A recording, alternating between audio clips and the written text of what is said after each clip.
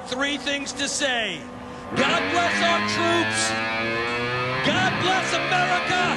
And gentlemen, start your engine!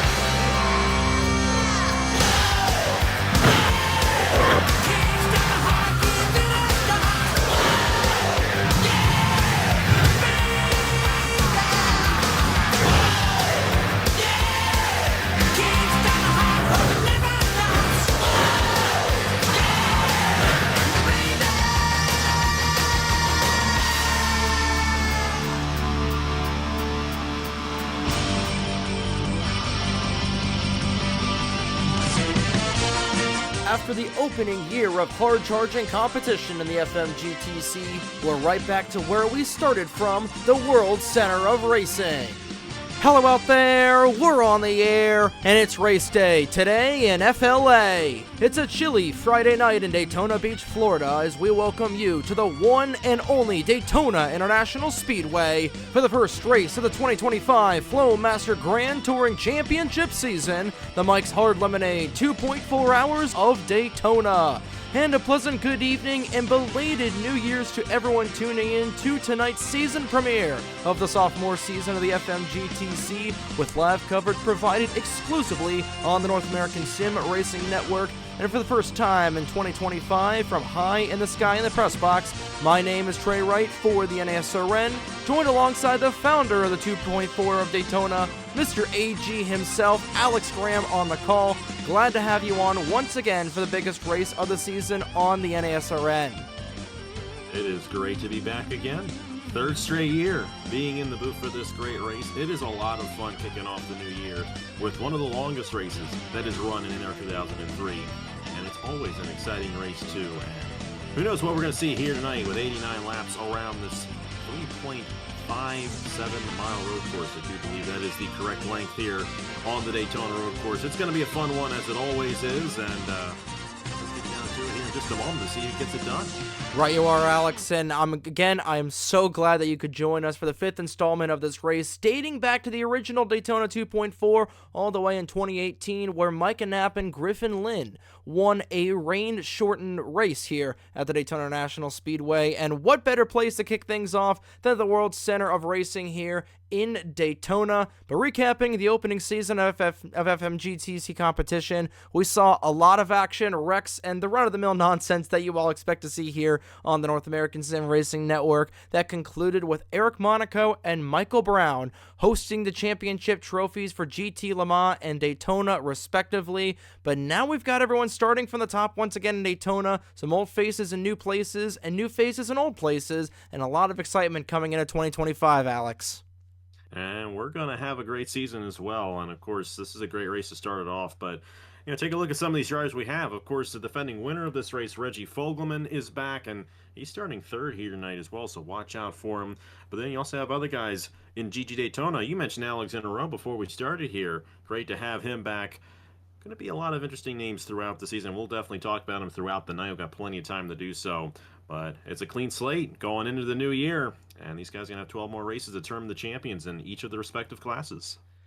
Absolutely, and Alex, we say this every year at Daytona, the 2.4 is a different animal of a race that always has a little bit of everything, including 3 to 4 sets of 4-tire pit stops. You need to have a good pit strategy to have a fighting chance at ending up in Gatorade victory lane, but the number one thing that separates the winners from the losers in this race is surviving traffic, especially on the start. We've seen in years past how drivers can end their night in the S's on lap 1, the high bank turns creating problems, and the bus stop pretty much existing, especially with the oil on it last year and all last year, including in this race. When those faster GTLM cars catch up to the slower Daytonas, it's must-watch racing, but also heart-stopping and possibly race-ending for these drivers. Jaden Russell and Dylan Matthews in the late stages of last year's race is the first thing that comes to mind when those lap-down cars come in front of those faster GT Le Mans. And the attrition is going to be a huge part in this race, as we see every single year. And you can have a driver dominate the early stages of this event, but it only takes one issue, one lap car, to get in the way and cause an accident. And like you mentioned, Trey, had that oil in the bus stop last year. That took out a lot of drivers, including race leaders in the respective classes. And it's all about getting to the finish and being up front at the end of the race, because that's what awards the trophy and all the big bucks for winning, not the start of the race. And this being one of the longest races of the season, you got to make it to the end to have any chance at getting the race victory here today. Right you are once again, Alex, and we'll get into the finer details later on in the race, but it's now time for the moment you've all been waiting all throughout the holiday break for, that time of the broadcast again, ladies and gentlemen. Let's go down trackside to get the most famous words in motorsports to kick off the Mike's Hard Lemonade 2.4 hours of Daytona. Drivers, start your engines! And the engines roar to life on the pit lane here at Daytona. We are just moments away from dropping the green flag for tonight's marathon. Riley Sampson will lead the field to green as he sits on pole in number 36 Orbit Corvette. Sampson is still looking for his first win at the Grand Touring level. He's got a good shot at tonight, starting at the front alongside him in a new ride for 2025. The most recent GT Le Mans winner, Dano Georgi, heading over to Team Toyota in the 02 Budweiser Camry. We'll have to see if Georgi can become the first driver to not only win 3 races in the FMGTC, but win back-to-back contests here in the Grand Touring Series. Yeah, this class is definitely a very good class, and they have to be careful because the challenge these guys have in comparison to Daytona is they're faster than Daytona, and will have to lap those Daytona cars as this race goes along. So it's going to be a fascinating challenge in GT Le Mans. We're moving it back here for GT Daytona. Ryan Durrani will lead the field to green in that beautiful number 16 Gillette Ford Mustang. The Canada Day Classic winner leads the Daytonas to the green flag alongside the 43 of Alex Lozano. Lozano still in search of his first GT victory. And this class is always very exciting because they're always in the mid-pack regardless. And because of that, we tend to see a lot of lead changes in GT Daytona that tend to get overlooked. So hopefully we get a good focus on this class throughout the night. We definitely will, as making sure everybody rolls off. There they are on the oval layout. As taking a look at the track itself, it's a 3.5 mile, 12-turn roval from the Daytona road course. Horseshoes, kinks, and bends make this track look simple on the outside, but have a distinct character, where a lot of action and chaos will happen over the course of the next 2.5 hours. There'll be 89 of those winding laps this evening, making up the full distance. The pit window for both classes is 25 to 30 laps, and like we said, 3 crucial stops are in order for tonight's contest. Taking a look at the previous champions of this event, Micah Knapp and Griffin Lynn for the race shortened race in 2018, Daniel Bouchard and Brad Stover in the revival race in 2021, Logan Williams and John Stewart in 2022, Caleb Rose and Clark Biondo III in 2023, and Reggie Fogelman and Dustin Davis here in 2024. Alex, before we take the green flag for the 2025 season, who are your picks to win the 2025 installment of the Daytona 2.4? I'm going to go ahead and say we're going to have a repeat in GT Le Mans. Reggie Fogelman, great starting position, won this race last year, so he's going to get it over there. Over in GT Daytona, I'm going to go ahead and pick Dylan Matthews to win this race. He is a very strong driver, and that number 26 machine, I think, is going to have the advantage as this race goes along. Like I said, it's going to be a race of attrition. I think it'll play into her favor there, starting where she is. Definitely will. Matthews looking for redemption after losing out on the championship 1 month ago. Corvette pace car is down into the pit area. Riley Sampson and Dano Georgi will lead this field of 42 horses to the green flag. 2.4 hours. The clock starts now.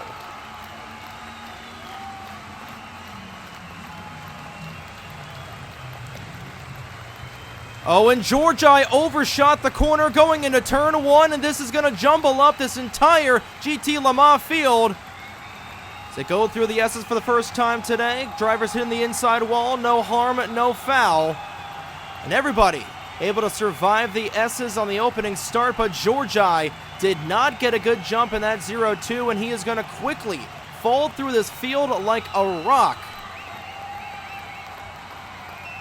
You have to be careful. You don't want to take yourself out on the first lap of the race. We've seen that happen before in this event. You can't win the race on lap 1, but you definitely lose it. We still got 88 laps to go after this one, so George Guy's still in this thing in the 0-2 machine. He can be thankful that he's still in the race, and there's a long way left to go on this one. And a couple of cars going around here. That is through the International Horseshoe. Nathan Buchanan going around. Same thing with Connor Monaco. Finished runner-up in this race last year. Taking a look at the replay on your screen. Blake Baville looks like was caught up along with the rookie, the 72 of Carson Miller, going back to the front of the field. So everybody will go through the bus stop for the first time tonight, trying to survive in one of the many trouble spots here at the Daytona International Speedway. You do not want to go double file, and going 3 wide to the bus stop is a recipe for disaster as we get a look at Nathan Buchanan caboosing this field. It's Riley Sampson with a wide gap over Mike Vincent Jr. will be the top 2 positions. Battle for third happening right now as Aguirre Sato looks to go the long way around. Reggie Fogelman, who was trying to get up to second right off of the start. Fogelman, a little bit of contact on the outside, and he'll fall back into the 5th spot. Trying to stay in the game here for Fogelman as we'll make sure everybody will get through the S's once more. It's a lead for GT Daytona right now being held by Ryan Durrani in that 16 car. Durrani will be returning to the Mission Barbecue Cup Series in just a couple of weeks as well, driving for his own team. More on that later on in the race as Eric Monaco looks to cut his way through this GTLM field. Under fire from the 5 of Caleb Rose. Rose trying to get around the first ever champion for GT Le Mans last season. A good jump there for Riley Sampson in the 36, and a good job for Ryan Durrani. Both of our pole sitters, and especially for Durrani, right in the middle of all that was going on right there. Had those Le Mans cars that were tapping the outside wall and all jammed up, but gotta hand it to these drivers. They had a nice clean start for the most part, and everyone's still in the race, which is great to see. But like I said, I don't think it's going to stay that way as we move on throughout the night. There will be a lot of attrition, and you have to be careful, especially once you get to the cycle of pit stops. And it looks like we almost had an issue right there. 82 machine there, moving up. That was Zachary Fitzwater in the 62 that got a little squirrely coming out of the bus stop, and Georgi trying to move to the inside, trying to gain all the ground. That 0-2 lost right on the start. Currently sitting in the 9th spot, is trying to go the long way around on the outside. 56 machine, that's Michael Lewis. Trying to go around. I know he won a couple of Sprint Series races over on my channel last year. It's a little different than a sprint race. This is the complete opposite. Probably the longest race that he's ever been in, but doing a great job so far, just inside the top 10 right there.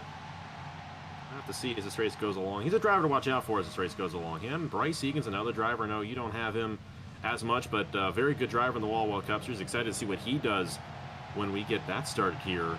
Well, actually, we're getting that started next week with the Smooth Fest, so we're excited for that over on our end.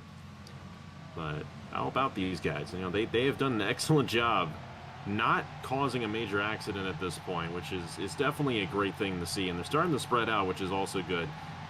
But you mentioned, Trey, we're going to have ourselves a few pit stops in this race. That's when things are really going to shake up, because we're going to see many different levels of pit strategies in this race. Going to be different lengths for these drivers, and eventually they're all just going to be coming down the pit lane at all times. You got Sebastian Palmer to the inside there, the 49 of Aguirre Sato, and Palmer with a great run there on the 20 machine.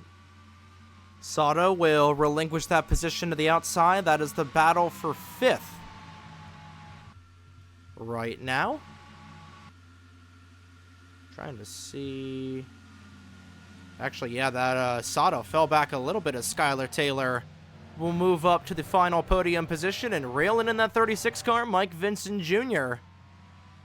won his last win here, and his only win was all the way back in February at Willow Springs here for the FMGTC. Trying to reel in that 36 car, and like you mentioned, in a couple of weeks, Wawa Cup Series will be returning to the action, as well as the Mission Barbecue Cup Series, which for the second time in its history will return to a full season format. 36 races on the schedule for the Mission Barbecue Cup Series, and schedule taking a couple Couple of changes, adding 2 new tracks. Vancouver and I believe Oregon will make its debut. Oregon's a good track. I think you were the one that I was the one. that. I was the one that retextured that track. We've used that as well. We've used that as well over on our end. Great track that Brennan spearheaded, and of course you created, and excited to go there as well. But excited to see how this is going to play out for the 78 machine. He closed in a little bit there on Samson, but couldn't quite get in. I think these guys are going to stay in line for the most part until we get to that first cycle of pit stops. That's really when the race begins. Once we get to that first cycle of pit stops, see how Durrani's doing over there in GT Daytona. And I think we're starting to see that split from the Le Mans cars and the Daytona cars at this point. And they'll be in 2 separate packs for a little bit, but then they're all going to be jumbled up into one once we get through the first half of the pit stops, and then that's when things get really crazy. You actually have Ryan Durrani ahead of a Le Mans car there. That's Nathan Stapleton, a mighty fine JBL 97. I know that's he's got all his sponsors on that thing. Great to see some custom cars here in this year's 2.4 hours of Daytona. Definitely loving to see, just trying to try out the concept now, especially with the month turnaround.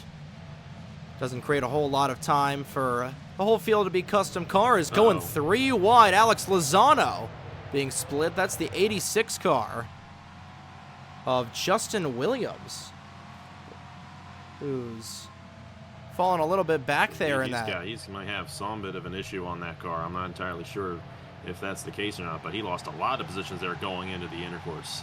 Yeah, he is very, very deep in that Daytona traffic. Trying to get around him. Was a champion for GT Daytona all the way back at Riverside. Michael Brown taken away from that lady right there. Again, Dylan Matthews, like you said, driving your flagship car in the Mission Barbecue Cup Series, but returning back to the Big Brad Brown UPS Mustang. A little deep in the field here for GT Daytona. Started all the way back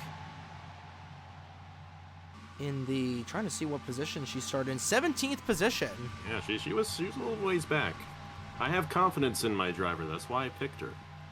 She's driving for me over there, the Outer Island Motorsports team in the Mission Barbecue Cup Series, so I have faith that she's going to be able to move her way through the field. And I know she's had success in this race in the past. If my memory does not serve me incorrectly on that, I know that she's had some success before in this race. So she had success last year, and then she and Jaden Russell got together in the bus stop, and that's what it was. That's what it was. I remember that. Yeah, that created the gap in space that allowed Dustin Davis to try to pull away. Davis not returning for competition this season.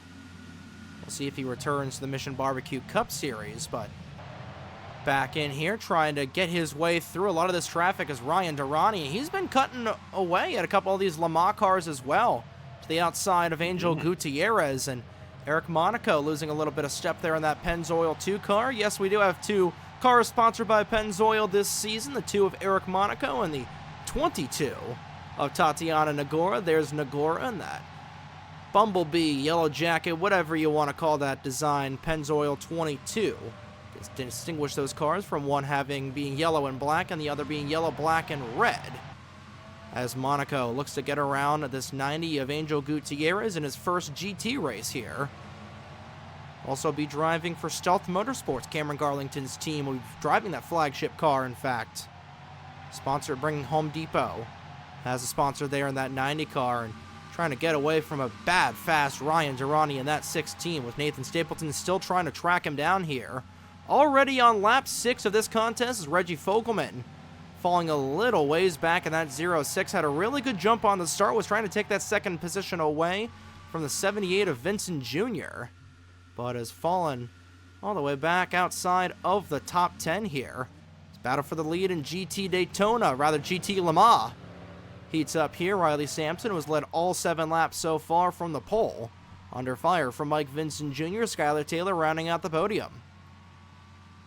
And the thing about Fogelman, remember, in that second lap, he hit that outside wall quite a bit, and I think that's affected him quite a bit as this run has gone along. And then to top that all off, he's going to have a slow pit stop because they're going to have to repair the damage on that machine. So that's a tough break for our defending winner in the 06 machine. But, we haven't seen any major accident here tonight yet, but knock on wood, the action kicks in, and lots of times the action kicks in after that first cycle of pit stops, and then that's when they all lose it. So we'll have to see how it ends up shaking out as we move along in regards to that.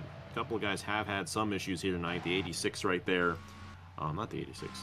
The 99 and the car, 11. 99 and the 11. Oh, we do have an issue between those two drivers there, Nathan Buchanan and Blake Beauville there. Of course, I think that happened earlier on. Yeah, that was all. That was all the way lap 1 of the Western Horseshoe between those two drivers. It was Justin Williams, Le Mans car, that also fell off the pace there. He's at the back of the field. That's one of the Le Mans cars, and there's definitely something up with that one, unfortunately.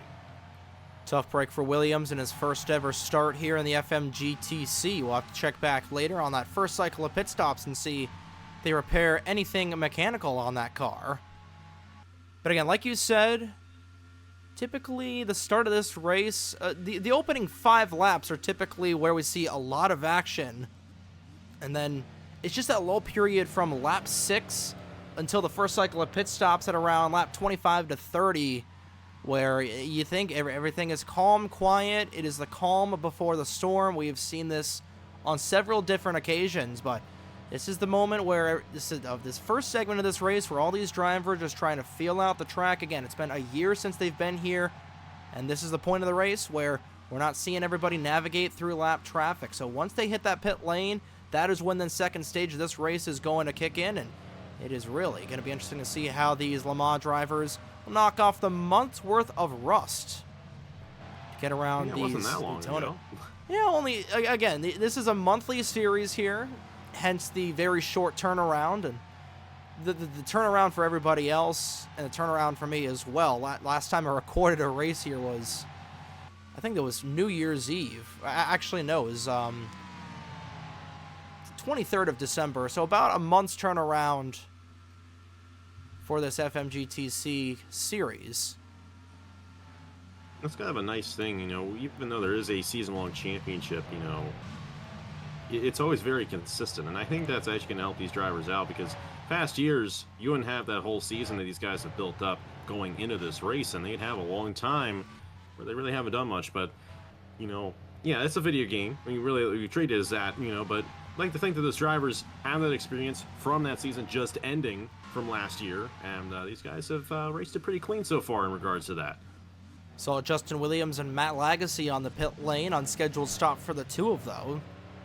Williams, like we've documented so far in this contest, very, very slow off of the start. I think the team is reporting that they weren't able to get 5th gear working in that 86 car, so we'll see if he's able to get that 5th gear working, especially on the oval layout here, where it's funny how we run about 99% of the oval layout, where they come in. It's kind of like the Charlotte Roval, where they run pretty much the entire oval layout, sans about maybe 100 feet in the tri-oval, and then, of course, the bus stop on the back straightaway, which, unlike the 2.4 hours in real life, we actually do have grass here. Shout out to the guys at V8 Thunder for making this track all the way back in 2008. Definitely a beautiful racing facility here. We'll actually be using the 2008. That was only 17 years ago. And we'll be using the 2008 version of Daytona for Speed Weeks as well here for the Mission Barbecue Cup Series, which we'll be using the backstretch UNOH Battle at the Beach layout for the UNOH Battle at the Beach race here in just a couple of weeks, and then Daytona 500 pole qualifying, the 5-star race car bodies duels, and the Smokies Best Damn Garage Daytona 500.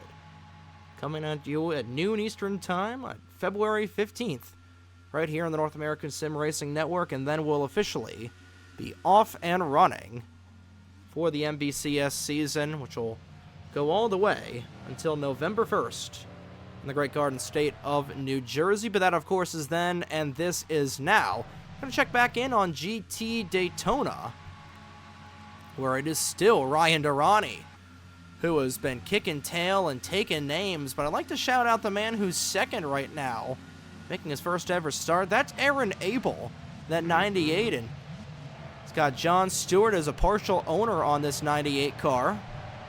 Stewart, of course, piloting this 98 Viper machine last season, was in the hunt for the championship until Nathan Orman took him out in the early stages of the race at Riverside, and Stewart has given Abel the keys to this 98 machine, and He's doing well so far, only about a couple of car lengths behind that 16. And Daniel Bouchard, last winner here in the Daytona class.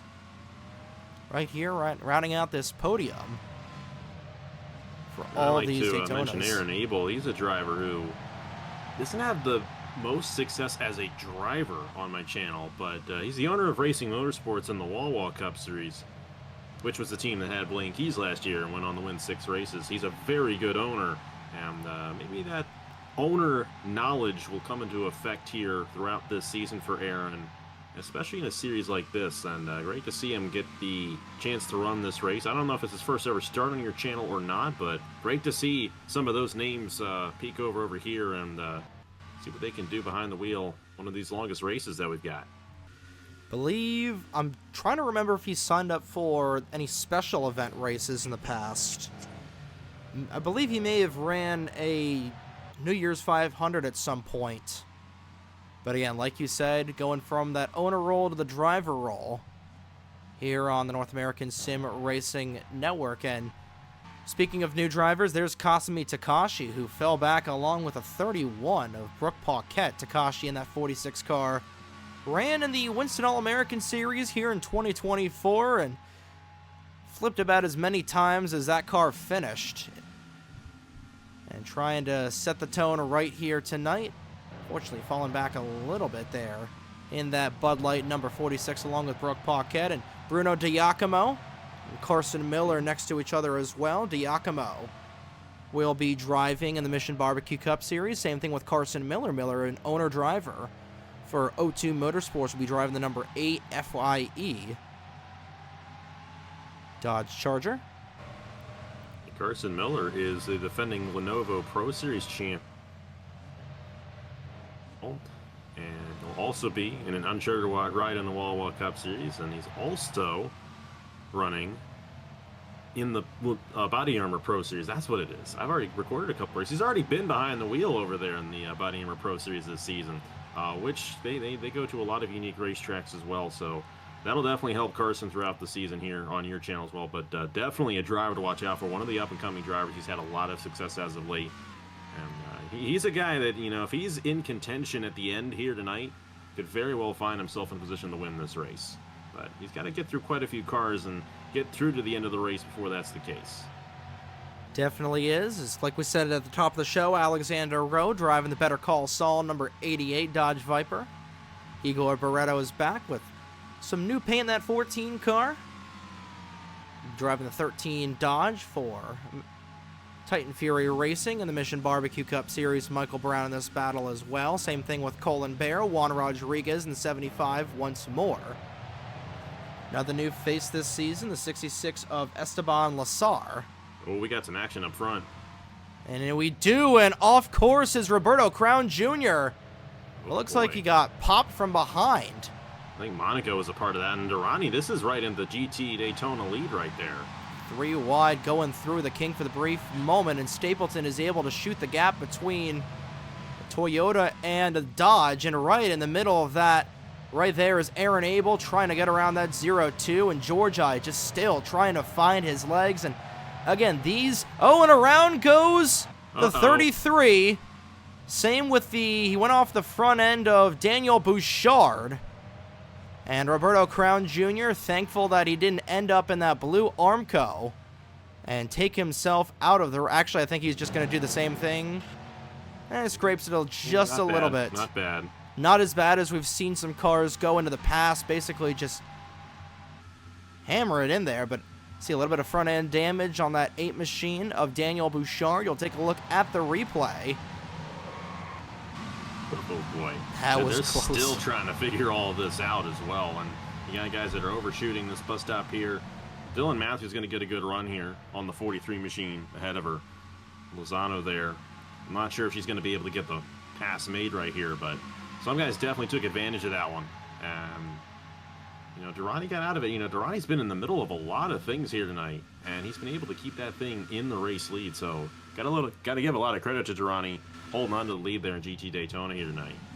See Dano Georgi going down the pit lane. 3 wide going into turn number 1 between Lozano, Matthews, and Juan Rodriguez. And from what we're hearing in that Dano Georgi camp. That car is just way too loose. And like I was saying before the incident between Crown Jr. and Bouchard happened, is these Jaguars, they sit a lot lower to the ground, and they're a lot lighter than these Corvettes, so lighter car equals a looser and more unstable car, and especially go around these corners in that Western Horseshoe.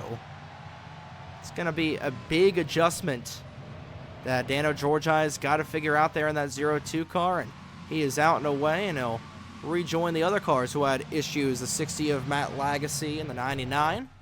Same thing with Justin Williams and Blake Beauville.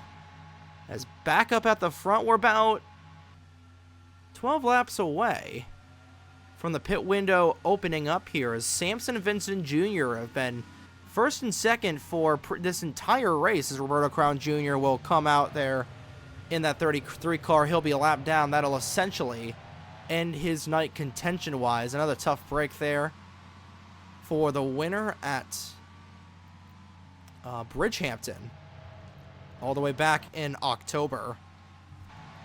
But again, Roberto's a guy, sorry to interrupt, he's a guy who's actually never won a race before on my channel, which is such a shame. They've come close so many times, just haven't been able to get it. I'm looking forward to seeing them probably getting a win, hopefully sometime this year over on AT the channel. Tough break for him, though. That was the bad end of the deal there in that whole situation a couple laps ago. But they're still in it, and, still a long ways left to go. Stay out of trouble. You need to definitely get yourself a top 10 and get some decent points at the start of this season. Aguirre Sato, who was, last time we checked in with him, he was running in the 6th position. Not sure if he was caught up in something or had to make an unscheduled pit stop of that 46 car all the way in the back. Tough break for Sato, as this will split up the top 10 in GT Le Mans, which are all out in front of one another, and then there's a big gap between Owen Miles and Michelle Gavino. So I'm not sure if something happened there with Aguirre Sato. If there was, you'll see the replay on your screen. But now, with about midway here in this opening run, we're going to see lap traffic come into play as Blake Beauville, who is missing a hood, and he's a slower Daytona anyway, is probably going to be in the way of Riley Sampson about, I'd gauge about 3 laps or so. Something along those lines is now the top 4 for GTLM. Coming very close together. About a 2-second gap between Sampson and Seb Palmer, who's looking for redemption after missing out on the championship last year. Here in the Daytona 2.4. These guys are getting ready for that first cycle of pit stops, as Stapleton's going to try to finally get around Ryan Durrani here. And Durrani's got to be careful, because here comes Aaron Abel in that 98 machine. He may actually get a run there as they enter into the infield portion of the course. Abel's definitely had a great run here tonight. He took advantage of all that shuffling going on a few laps ago, and now he's right on the back of Ryan Durrani here on lap 15. Started in 3rd, made his way up to 2nd, and Daniel Bouchard will now remain in 3rd despite having those issues on the start. Alex Lozano fell back to 5th. And here comes Abel. He's going to have that inside lane if Durrani is not able to get there in time. These guys are going to be side by side coming back out onto the oval. Abel with the preferred line. We'll see what Bouchard does. Oh, Durrani got such a good run off of the corner, and that Mustang. Oh, that Durrani is going to be the man to beat here tonight. I will tell you what, started on pole, and what a run there, despite being on the opposite line that you want to be on. And a good run off the outside there, and Durrani will take that race lead back. Won't go down as official lead change, as Bouchard pretty much hangs that entire rear chassis out. He's a little slow trying to transition. Well, he's still on the apron there. The very poor transition for Bouchard right there. He's going to lose out on that podium spot. He'll fall back to 4th with Lozano right behind him. That'll give Esteban Lasser the 3rd position here for GT Daytona. Glad to see the rookies shining in GTD, but up front, it's a lot of GT Le Mans veterans. And like clockwork, it wasn't even 3 laps. It was about a lap and a half. Riley Sampson has caught up to the 11 of Blake Beauville, and now This is the first part of this race where we're going to see lap traffic come into play. Williams trying to see if they can get that car back in 6th, and they were able to, but he doesn't have any drafting help as Sampson gets around that 11 car, and this is going to be interesting to see how Vincent Jr. navigates around this 11 Viper through the bus stop. And Vincent's going to lose a lot of time here. It's not a good place to reach a lap car. We've got some action right here as 99 there, Nathan Buchanan on the apron. They've got to be careful because our leaders are coming right here. And you know what? Vincent's not going to be able to get around. This is like the worst place possible. Here comes Skylar Taylor, and here comes Sebastian Palmer in the 20, and they're all jammed up here behind the slow Daytona machine. This is going to benefit Sebastian Palmer. He's going to take 2nd here, I think, after all is said and done. Well, it definitely hurt Taylor. She'll go from 3rd to 4th as wide through the corner goes the 11. Taylor having to hop onto the rumble strips there, and Vincent Jr. somehow able to keep that 2nd spot away, or 2nd spot in position, and didn't lose a whole lot of time onto Riley Sampson. Lost about maybe about 100 feet on the track. We saw Brooke Paquette coming back in, so a lot of mechanical issues for these drivers we're hearing. Right on the start of this race as Bruno Diacomo's got rear end damage in that Bardall number 1. There's a lot that's been going on, especially in the Daytona class that we haven't seen yet live, and it'll be fascinating to see, how it all transpired. But they're all still chasing Durrani, and he's done an excellent job. He's actually gotten back around Stapleton, which is, if that doesn't tell you he's got a fast car, I don't know what does. One thing that we've seen in past years is a pretty wide split between Le Mans and Daytona in terms of the whole class, but this year those slower Le Mans cars are actually slower than the faster Daytona cars. And those Staples going to give it another run for his money to get back around to running right here. Aaron Abel's fast as well. Cannot count him out. He's going to have a good shot at getting this Daytona lead here in just a moment. Trying to get around. He's going to get it right here. He's going to get it right here. He is going to get it right there. A beautiful run off of the corner, getting a little bit of tow there from Stapleton. Their first lead change of the night in either class comes in GT Daytona. Aaron Abel out front. We'll see if Durrani is able to get back around him as top 4 for Daytona right on top of one another. And we saw a little bit up at the front, some rear end damage on the back end of Reggie Fogelman, so that's essentially going to take him out of contention early on. Not sure if that was with that incident with Monaco and Crown Jr. right off of the start. I believe that it was. But a tough break for Fogelman, who won this race, was so consistent throughout the first 5 races back in 2024, and then the next 7 came, unfortunately fell out of the championship hunt, and 2025 not starting off too well there for that 06 car. Some fresh paint, Kyle Busch inspired paint job there for Reggie Fogelman, but Aaron Abel behind these Le Mans drivers, trying to pick up where Durrani left off. Now Durrani is going to have to try to figure things out here, but we are about 6 laps away from the first cycle of pit stops happening, and Riley Sampson catching up to these slower cars up here once more. He'll probably catch him somewhere, probably in the International Horseshoe or in the Kink, would be my guess for Sampson to catch these guys. And Riley Sampson has just done an excellent job in not getting involved in anything. And that's what we typically see with the Le Mans field early on in these races, that whoever starts on the pole, they've got a clean racetrack. And that's the big key here in this race, is having a clean racetrack and not getting caught up in other people's messes, essentially. That is always what determines this race here. It's what makes it so interesting. Is we got a battle right there between Palmer and Taylor. That is for the third position, excuse me.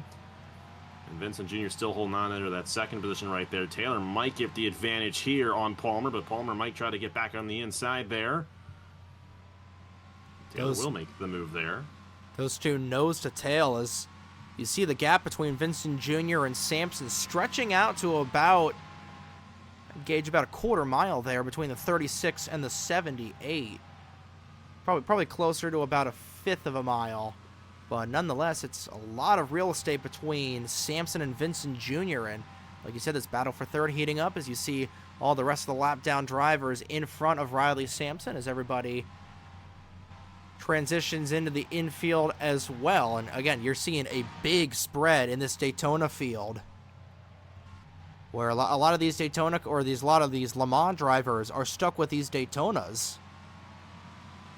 It's Abel now passing Nathan Stapleton. Stapleton, who was in the running for this race late in the going until crashing out the same lap as the Dylan Matthews, Jaden Russell incident.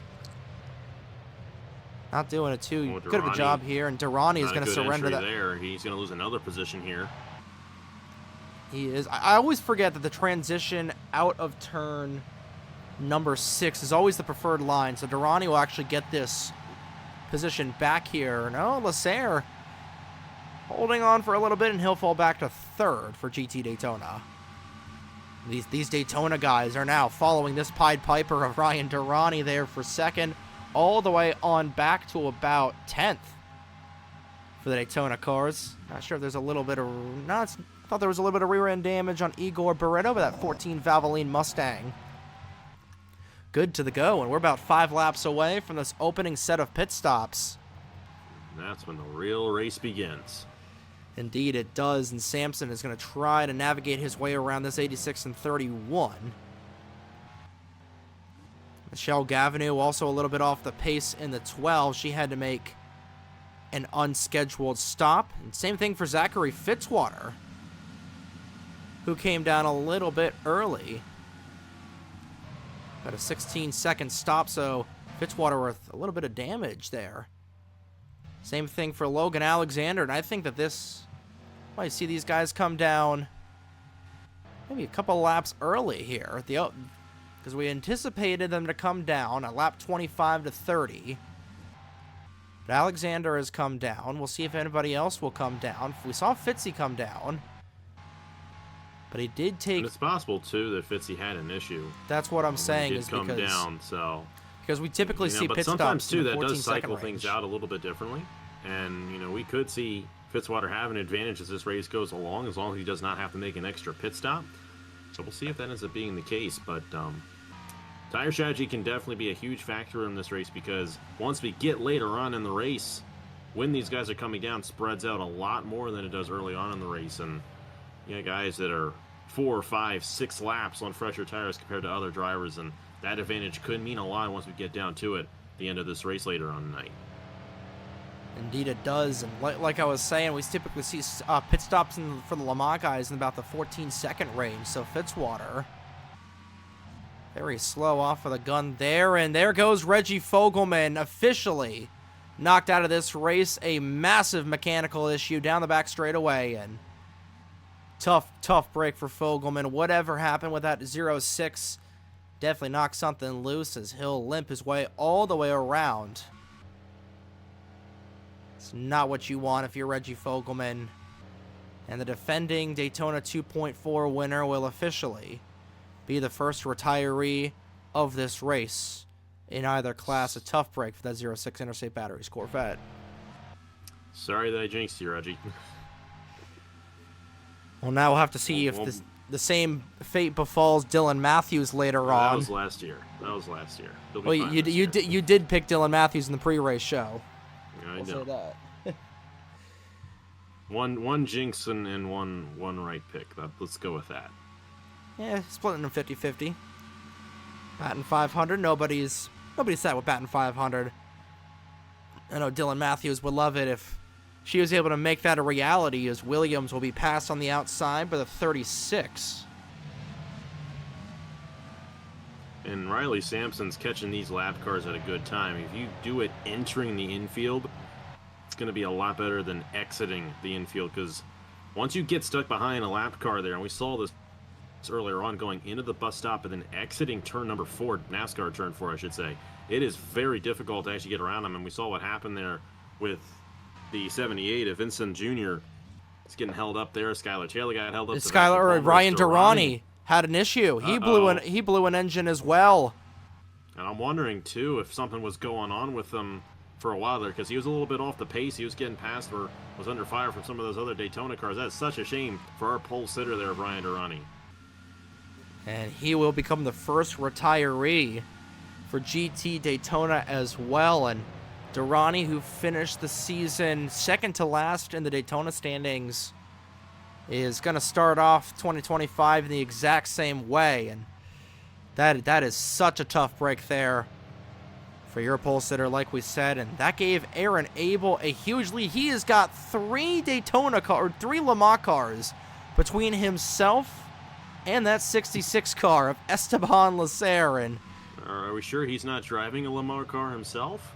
I'm pretty sure. I double-checked all the ratings on here. Aaron Abel, he's just him. He's just him tonight. He has done an excellent job, and he got around Monaco. And that's a guy who's really 90. strong. Gutierrez and Stapleton, of course, he's struggled at the back of the Le Mans field. But, hey, still a long ways left to go. And he's got to be careful in the entry of pit lane as well, with all these cars around him going different speeds. So we'll see how that ends up shaking out. We still have yet to get to our first full cycle in this race, and Sampson's got to be careful around the lap traffic.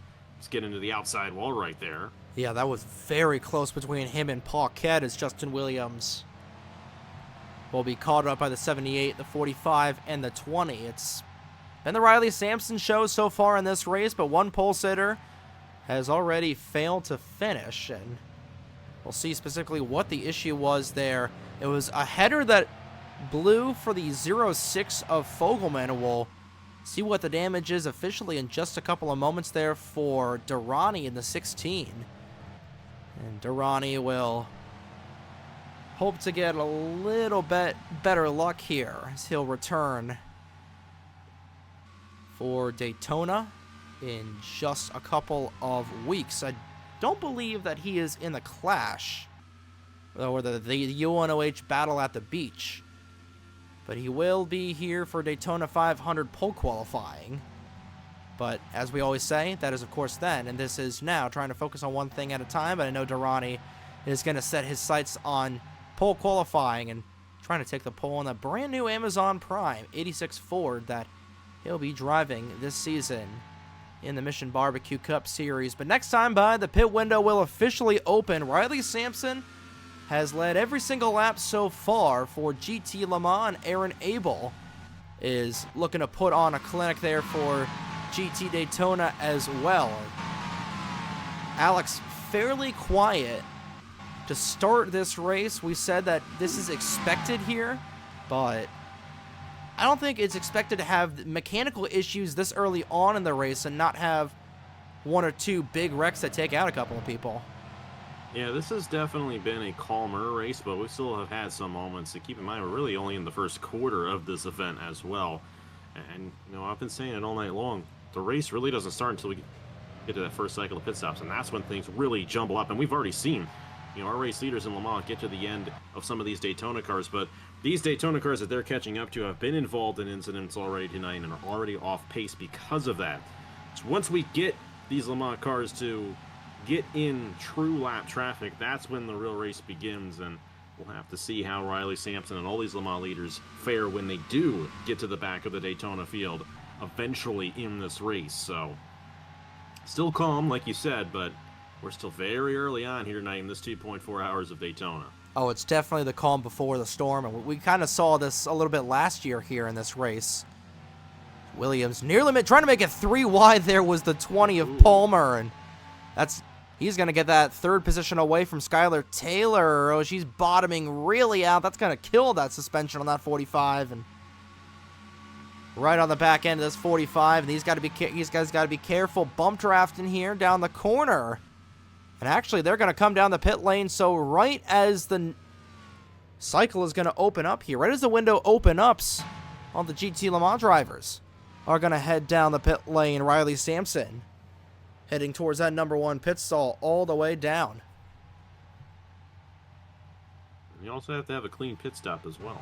Sometimes these guys, they have pit stops and they stay on the pit lane a lot longer than they should, and you know, the pit crew, they definitely have to clutch up here and make sure that they do their job, because it won't be the first time for these drivers, but getting that first pit stop is a very important element, getting the rest of the race to go your way. And that was a good stop there. Very good stop there for the 36 machine.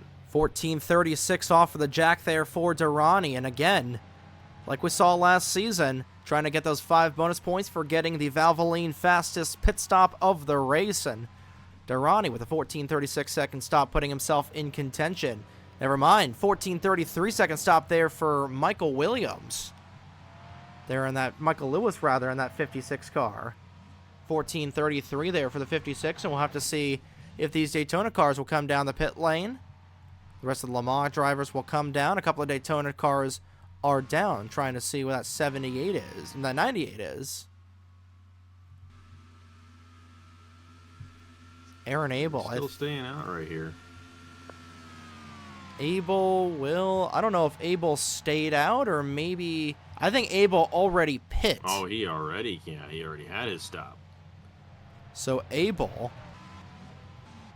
Trying to see who is in the lead here for GT Daytona. I believe, yeah, the Daytona cars came down on lap 24. As Lasser got a lap led. Trying to find where Esteban is. Actually, Lasser hasn't come down just yet. Neither has Michael Brown.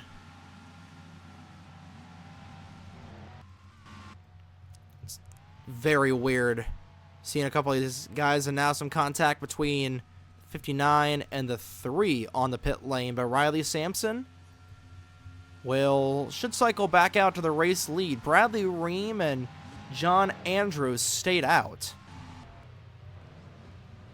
And it's a very long cycle to start off, and that's going to only extend that cycle as we get later on in the race. So could get interesting. Some guys might be trying to stretch it, and maybe. I don't think you can do it, though. I don't think you can make it on a 3-stop race. I think because you might be able to. We'll if they see. pit, 25 laps. 25 to 30 laps. It'll definitely be only 3 stops because the last stop would be at 75, and they'd make it because that'd only be like 14, 15 laps to go. So. Mm-hmm. The tire wear will also be, a huge factor, and I think these guys who are staying out later, they want to actually have the fresher tires later on, as Roberts is having a tough night. It's a tough night right there. Trying to get back on as he went way off course in that 33. That's right in front of Agura Sato. As Lasser I believe he's still staying out here. Again, that's what happens when things get jumbled up right at the beginning of pit cycles, or when we come in right in the middle of the pit cycle, we have no idea where anybody is. But Bradley Ream coming down the pit lane, and again, the strategy thing category for these drivers been cranked all the way up to 100. So we've seen these guys take 2 tires before in crucial situations, but I would think this early in the going, just trying to take 4 tires, stay on par with everybody else, and then maybe on that 3rd final pit stop, you like to take 2 tires, sacrifice a little bit of speed for track position, gamble a little bit with only 14 laps to go. As everybody looks to have come down the pit lane, we'll see how things cycle out. But I believe it should be Abel Bouchard and the 71 of Logan Alexander, the podium for GT Daytona. But this is the point in the race. Logan Alexander actually came in earlier. So he did. That may have given him an advantage right there, and he was out on those fresher tires and gained a lot of time. So we'll see how that affects him as this race goes along.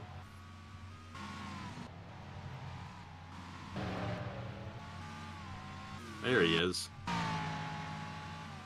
There's a 36. Sampson cycling back out to the race lead. Vincent Jr. losing a little bit of time, and Dano Georgi outside pole sitter on the tail end of the lead lap. And after all is said and done, not a whole lot of lap traffic in front of Riley Sampson for the most part right now. Of course, we'll expect to see these guys come down back at lap number 50. Big jumble back in here as they've got to be careful here. Gutierrez way off the pace, and he's going to try to make it 3 wide. Colin Bears shooting the gap between the 90 and 97. He's going to try to make it stick, and he will. As monitor is showing, Lasser is still out front, but it is indeed Abel and Bouchard nose to tail there for GT Daytona. And your pick to win this race, Dylan Matthews underneath. Oh, Lasser nearly going down and chopping her. She's had a good race, you know, and this is definitely a good sign as this race goes along to kind of move up through the field. We'll have to see. I mean, she's going to have a good shot here on Lasser because that was a bad entry into the bus stop there for the 66 machine. Also got Colin Bear there in the 9, trying to find his way around all these guys. Great battle here, and this is for that 3rd position, if I'm not mistaken. It indeed is, as falling back will actually... Well, it'll end up being for the 3rd position in about 15 laps. Oh, yeah, I forgot about Logan Alexander there. Yeah, as Alexander... Yeah, it's all jumbled up. Oh, and around goes no. Lasser right in front of Nathan Stapleton. And going way off track, somehow able to gather it back up there. Was that 26? And, well, right after the pit cycle ends is where everything starts to break loose, nuts and bolts wise, as that could have been dangerous in front of this entire GT Daytona field. And tough break for Nathan Stapleton. The big staple with the big damage. Night in that 97 machine, unfortunately, and it just got even tougher right there. Colin Bear just took out Lasser right there. Just took them right out going into the infield there. Not a place we tend to see that happen too often here on this racetrack, but it's going to happen sometimes. These guys trying to get every position they can, and just have to see how that ends up affecting Colin Bear as this race goes along, because he's now in the 4th position in Daytona. Dylan Matthews there in 5th now, but she was able to get away from that without too much damage. A tough break there for Lasser is going to fall back even further after the contact there with Nathan Stapleton. Good thing for Lasser, he was able to lead a couple of laps, so that'll be 5 bonus points for him. And for other bonus points, we'll take a look at the fastest lap. Zachary Fitzwater right now with the fastest lap for GT Le Mans for GT Daytona. Michael Brown picking up right where he left off last season. There's Brown right now in that 5th spot here for the GTD cars, trying to defend his championship and trying to start things off strong. Stapleton will remain out, and that wasn't big contact between him and Lasser, as Lasser will try to get around this 97, but like you said, it has not been a good start to the night, and when you don't have a good start to the night, the rest of the night is not going to be what you want there for everybody else. But fortunately, this was behind the 2 leaders for GT Daytona. And Abel and Bouchard still trying to race around. And we haven't talked about Daniel Bouchard yet in this race. Trying to become the first driver ever to win the Daytona 2.4 twice. He won the reinstallment race here back in 2021. Funny enough, driving Riley Sampson's 36 car, who was out in the lead for GT Le Mans. But Bouchard won 2 races last season. The 2nd race up at Willow Springs. He actually swept the California races by winning at Riverside as well. And now the number 8 Coca-Cola Corvette, rather Ford Mustang. Pretty good shot here as we approach the hour number 1 mark for all these guys. Don't say so myself, Alex.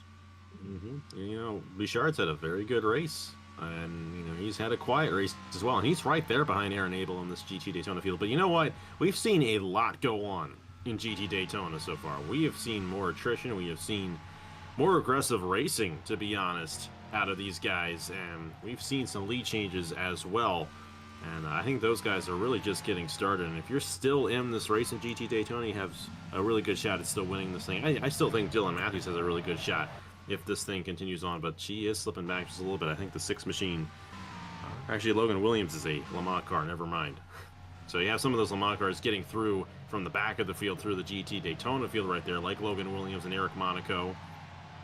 Logan Alexander still in the middle of all this. Of course, he's going to be coming out of the pit lane a lot sooner than everybody else, but we'll have to see how that strategy works out for Logan Alexander, because he's still up there racing with these guys. Yeah, I'm surprised that the tire fall-off hasn't affected him a whole lot, especially on this oval portion, as Bears moved up to 4th in that 9 car, and up to 5th is Dylan Matthews. But again, I'm surprised the fall-off hasn't affected him as much. We'll pay attention to the 71, because I feel like Bear and Matthews have reeled him in just a little bit here. Of course, he's getting a nice tow off this 2 machine, drafting-wise, so I'll have to see what's what. But again, you mentioned Daniel Bouchard having a little bit of a quiet race. Won't forget that he accidentally turned that 33 of Roberto Crown Jr. Just keeping him honest just a little bit here, but hey, it's racing. It gets physical. This is It's a contact sport. Exactly. This is not Formula One. This is even better. This is NASCAR and Formula One combined. It's a little IndyCar-esque, as trying to get around this stricken 11 machine of Beauville is Bouchard, and he's got to be careful. Again, we've seen a lot of bump drafting gone wrong here out of 3 and 4 going into the Tri-Oval in years past. Haven't seen it yet tonight so far. I know we're definitely going to see it at some point, especially once these Le Mans cars officially get into GT Daytona traffic. Yeah, they're coming close here. Riley Sampson closing in there. Legacy there. Did have issues I haven't really early on. seen or talked about Matt Legacy too much in this race so far. Yeah, the younger brother of Al Legacy, former owner for American Motorsports over in the Chick-fil-A Cup Series. That's dating ourselves quite a little bit. That is a little bit. Definitely a very successful team in American Motorsports, though. Hey, maybe next year we get American Motorsports back in the World Cup Series. That would be cool. Yeah, I completely forgot about it this year, and I'll definitely try to go for it for 2026 as Riley Sampson tries to catch up to this 60 car. And Daytona has been nice for Riley back in years past. Remember in the season finale for the Winston All-American Series, was able to beat out Lucien Bianchi there for the championship here in Daytona, of course, on the oval layout, all the way back in the WAS, and was able to win the second race of the season last year for Appleseed Racing, Keegan Thompson's team, and he'll be one of the many drivers in this grid returning here for Speed Weeks, and he'll be one of the 22 drivers returning here for the backstretch layout for the UNOH Battle at the Beach. Funny enough, where Matt Legacy goes to college in that 60 car. Small world. Definitely is. Racing is definitely the smallest world that it can be, Alex, especially here in the NSRN and on NR2003. And Vincent Jr. gained a ton. Oh, we got ourselves a good one right here. Yeah, that 78's going to take the lead, I think, because something went wrong with the 36 there. It was a really bad entry into the corner. He is very slow. All the momentum right here, and you were talking about that bump drafting going wrong. This is an opportunity for it to go wrong. That 78 there's right on the back of the 36. Oh, and they're going to turn. Oh, boy, what a save. It almost went wrong. That was almost right in the Tri-Oval as Vincent Jr. trying to shove that 36 car out of the way, and I don't know what happened with Riley as he got it. First lead change in Le Mans all night. Goodness me, he lost all of his momentum there. I don't know if he's got a tire going down or what, but Vincent Jr. driving off into the sunset, and we saw a similar bump drafting go between the 45 and the 02, but that 78 car is flying right now. He is flogging it. Third fastest lap on the night, and I don't know if there's something wrong with Sampson. He might be down a cylinder. Yeah, I mean, Vincent just pulled right away after he got around Sampson right there. Watch out for Sebastian Palmer to close in as well. You know, these guys in Le Mans, they're still right on each other right there. You know, Palmer's right there, Taylor's right there, and I believe the car behind Taylor. Georgia is a lap down. Georgia is a lap down. John Andrews is the next car in line, and we'll have to see how this 36 car race John for 20. Andrews yet in this race, but here he is running in the top 5. Taking over for Blaise Zubatar. Long-time driver in Inter 2003. He's definitely a dark horse for this one if things get squirrely up front. They might get squirrely up here running for this penultimate position as Riley Sampson. Something going wrong in that 36 car. Palmer is going to have a really big again right here, getting the same run that Vincent got the last lap. Going over the pre-2010 bumps here and a huge tow going into the Tri-Oval there for Palmer, and there's got to be something wrong in that 36 car. I wouldn't be surprised if he heads down the pit road in the next couple of laps. A very wide entry going into the corner, and Sampson going from first to third in the span of about 2 laps, and he's definitely going to fall out of the podium here. Skylar Taylor right on the back end of that 36 car. That's such a tough break for Riley Sampson, and that's what we talked about. It's what I said at the top of the show. You know, you can have a driver just dominate this race, and you know, we're not even halfway through this thing yet, but Riley Sampson has controlled the field in GT Le Mans, and then one issue, and then all is lost there for those guys. So it's keeping your car in it until the end. And we still got a long ways left to go as Dylan Matthews. Oh boy. Well, there goes the jinx. And we had a big stack. Jinx. We had a big stack up right in the bus stop there. As heavy damage to the 90 machine of Gutierrez trying to get around this 43, bumping that 11 car. Gutierrez got a lot of damage as well. Yeah, he ran right into the back as Michael Brown and Gutierrez coming down the pit lane. Those two cars accordioned into one another, and that's going to be the end of the night for that Home Depot 90 car.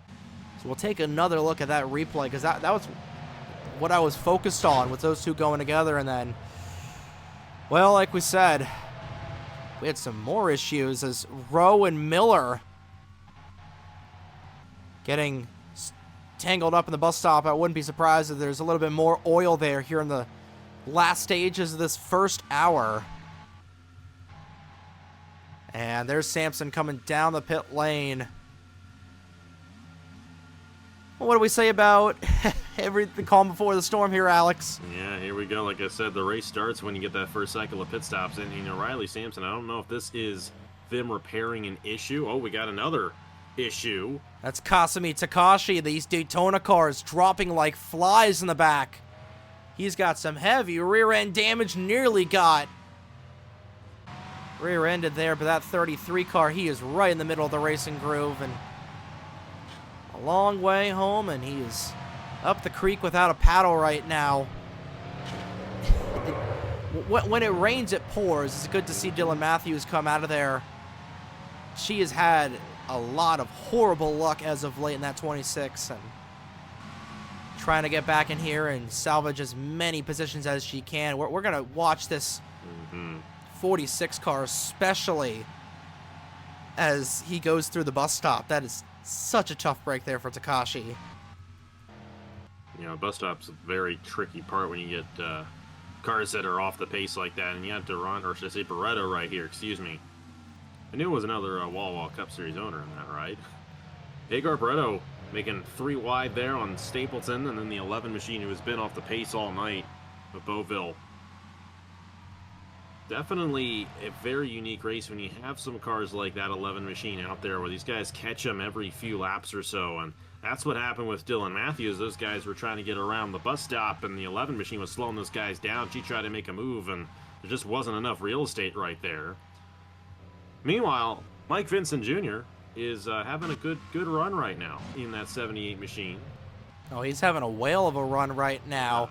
And you know, he's got a clean racetrack ahead of him at the moment, and he's got 2.5 seconds on Sebastian Palmer. So, you know, he's in a good position, but so was Riley Sampson a few laps ago. And we all saw what happened to Riley Sampson, so we'll have to see what Vincent Jr. can do here. Sebastian Palmer's a guy I'm really watching in this race. He has run a very clean race, has slowly and methodically moved his way through the field and has kept it right in there, and he's got a gap on Skylar Taylor and trying to close in here on Vincent Jr. for this race lead. Palmer's looking for redemption. Vincent Jr. is looking to keep that car clean, and that will do it for hour number 1 of the 2.4 hours of Daytona.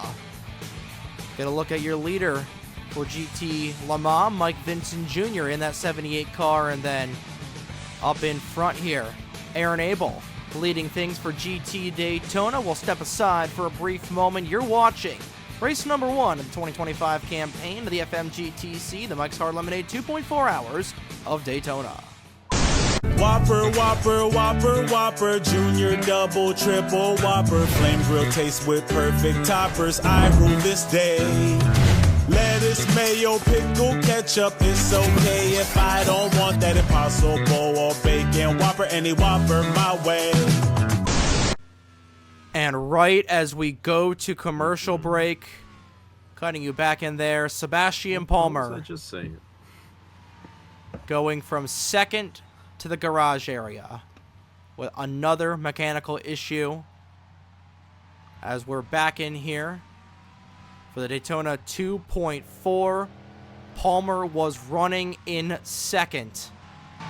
And Alex, like you were saying, just tough break there for Palmer. Just a couple of laps ago, I was singing the praises of Sebastian Palmer in this race, and what does he do?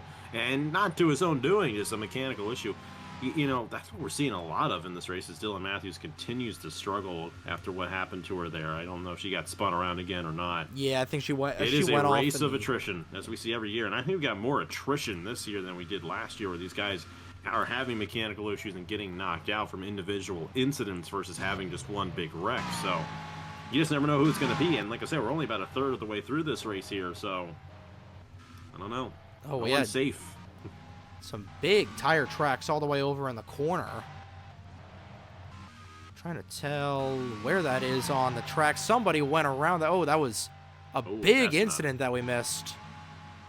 As nearly an incident. One of the troubles. Well, actually, that's the exit of turn. No, that is turn 4. Excuse me. That was one of the trouble spots. We saw a lot of issues happen last year as well. So just got to be careful there. There's Bryce Egan taking over Jaden Russell's ride in that 8 machine, trying to get around Dano Georgi. As Dylan Matthews will come off of the pit lane. And honestly, Alex, if I'm you, I'm just don't say any other driver's name in a positive light, because every time you're saying somebody's name, they either they blow an engine or they slide in the oil through the bus stop, and it's commentator's curse is what it is, unfortunately. Yeah, I'm out, actually. I've had 3 strikes and I'm out now. Big wad up here going through the Western Horseshoe. We saw a little bit of action take place. Mentioning John Andrews early at the top of the show, who has come to play here, and he's in a new ride this season, a new ride for Mission Barbecue Cup Series as well. We'll drive in Derek Hamill's second entry, taking over for Ethan Lewis in that number 7 machine. Come mid-February, Carson Miller getting passed. I want to say something good about John Andrews, but you know, I will say, you know, I did mention John Andrews earlier. He's been running, you know, in NR for over a decade, and he's a guy who knows what he's doing. And I don't want to say it, but like he's found himself up to 2nd place, which is a great run, and he's in a good position as this race goes along. But you may want to take a look at some other of these drivers, you know, in GT Le Mans. They got the 56 right there, Michael Lewis. I think I mentioned something about Michael Lewis early on. You know, if he gets up there at the end of the race, watch out for him. Well, here he is, top 5 right now. And the 40 machine is top 5 as well. Bradley Ring. These are some drivers who I know they have a lot of talent. And they're in a great position right now as this race goes along. Bryce Egan as well, of course. Paul Roberto Crown Jr. has struggled all night. Well, he's officially done, it looks like. Yep, that's definitely a grenade there for that 33. We have had a lot of mechanical issues tonight. Of course, there's already contact on Crown's car, so that did not help in terms of that mechanical failure, unfortunately. No, but like you were saying, and Mike Vincent Jr.'s got about a 6-second gap over everybody else, but the rest of these Le Mans drivers on top of one another, and Lewis making his first series start here on the channel. Trying to get a good run here, of course, Bradley Ream, a veteran of how many, 5-6 years in NR 2003, at least 4 on this channel, trying to go to the inside of the 56. See how he gets around him. Ooh, nearly lost it going through the bus stop. He just about wheel hopped there in that 40 car, and he is not going to have a good transition back onto the track. Neither is Dylan Matthews. Oh, Matthews is seeing that Black Knights number 8 car and getting PTSD from last year. This is going to be a good run for Egan. Now he's a little too far back of the 40 to try to make that pass. But again, like you were saying, nice race of attrition, just trying to get the job done and just trying to survive. And so far, Mike Vincent Jr. has done a good job at that. Riley Sampson, in fact, both pole sitters having mechanical issues in the early stages of this race. It's not what you want. Good thing for Sampson, he is still in contention. Uh-oh. Ooh, boy. Legacy and Rowe coming together. That was out of the International Horseshoe, and that was right in front of a couple of these Le Mans leaders. Rowe was able to get it back onto the road. That was right a in good front drive there of Alexander Rowe. Yeah, but he's got rear end damage for that contact with Matt Lagacy, and Rowe is going to hold up Skylar Taylor. That's going to be an opportunity for Lewis to try to get around this 45, trying to cut around. Oh, Rowe nearly blocked that 45. Again, it's the witching hour officially here on lap number 40 as we approach the midway point in this race. Ream catching up to that 88 car with a lot of momentum. And Rowe, like we said, got rear end damage. That Better Call Saul, number 88 machine. Yeah, Tough he's break definitely for off him. the pace at this point. You know, you wouldn't be that far off the pace in a Daytona car compared to the Le Mans guys. So I don't know if he's still just trying to gain his momentum back from getting sent off or what. But He's in the middle of the Le Alexander Mans Rowe Hornet's is- nest. So yeah, that's not he's helping. definitely struggling out there. Ream trying to fight for position underneath Michael Lewis. Those two will go side by side going into corner number 1. And let's check back in here with these Daytona cars. Actually, let's see Michael Brown and Brooke Paquette wreck one another. Two Vipers nose to tail. And Ooh, oh boy, that's not normal. nearly turning around is actually Riley Sampson. He didn't have a mechanical issue because they said it was a tire going down. So it was just a tire issue and not an official mechanical issue. But checking back here in GT Daytona, and a 4-second lead for Aaron Abel right now in the 98. Again, driving the car that John Stewart drove to victory here in 2023. He's had a very solid, should I say it? He's had a very solid race in that 98 machine, and Aaron Abel really strikes me as a guy who can win this race. He's going to actually come down the pit lane right here. So, cycle beginning already for the Daytona guys. Could be an interesting strategy call right there for Aaron Abel, but I think he's trying to maybe gain an advantage and pull away, because we saw what Logan Alexander did in the Daytona class earlier on. I don't think has he come back down again? I don't. Well, there he is in the 71. There he is. I don't think he has. No, he has. Oh, he has. Yeah, he definitely has. He's a lap He's what I down, know. which is But I about think 10 laps. Abel might be trying to get on par with Alexander in terms of that cycle right there, because that 71 may be biggest chance to beat that 98 in this race. We'll have to see if I that's don't being know. the case, but Aaron Abel's down. That was a normal pit stop, so not an extended stop for Aaron Abel, and he's coming back on here for his second stop. Well, this is going to be right. This is going to be very, very close to the numbers there for Abel, because he's coming out down at lap 42 of 89. That is very. He's going to have to baby the throttle just a little bit to save enough gas to get 2 stops in, or one more stop in, because we got about just barely under 50 to go. That's going to be close. He might be able to stretch it, because I'm liking that strategy. That he's on par with the 71, like you said. Although Alexander is definitely going to have to make an additional stop. I believe it's either going to be 2 more stops for Alexander or 3. Yeah, 2 more stops for Alexander, or 1 stop and he may run out of gas. I don't know. For Alexander, it's close, but for the 98 of Abel, I don't hate this strategy, but given that you were in the lead, you've got the track position, you don't need to gamble a whole lot. It's a bold strategy, Cotton. We're going to have to see if it pays out. It'll be fascinating to see how that shakes out, and that's the fun thing about this race. You get many different strategies, and which one's going to end up working if they even make it to the end. And that's how the 24 Hours of Daytona used to be back in the day. Just make it to the end, and then you have a very good chance of winning. A little different nowadays with how well they make those prototypes and GT cars in real life, but hasn't really been the case here tonight for these guys, and we've seen a lot of attrition, a lot of mechanical issues. We got 3 wide. Bryce Egan going for it there, trying to get Michael Lewis for a position, getting around a Daytona car. That is a great move out of Bryce Egan. Oh, and he's going to pay the price man. for it, and he's going to go around. my instant jinx. I am sorry. goodness me, as Egan got turned around, and Lewis is going to get the last laugh after that, after all, as Matt Lagasse got caught in the crosshair. He nearly just LePaged Owen Miles.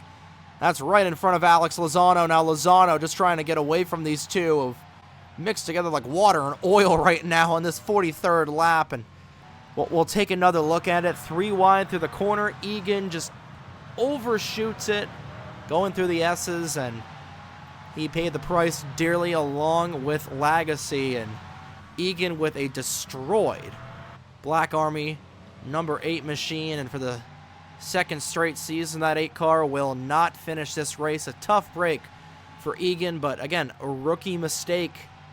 Just trying to go for a little bit of real estate for 5th. Just trying to play the long game, and he unfortunately played it way too short, as Nathan Stapleton, he's got an issue, as everybody is just going to cut the bus stop. And, oh, there goes the 31 of Paquette. Paquette right in the middle. Barretto hits him, and Dylan Matthews runs right in. Williams will cut in. Buchanan coming in there like a cannon. Just barely able to scoop by those drivers. And that'll be 2 more drivers heading to the garage area with Nathan Stapleton. Fuel pump issue there on that 97 car, and these guys dropping like flies, and Dylan Matthews and the terrible, horrible, no good, very bad race continues for that UPS number 26. Yeah, it's, I mean,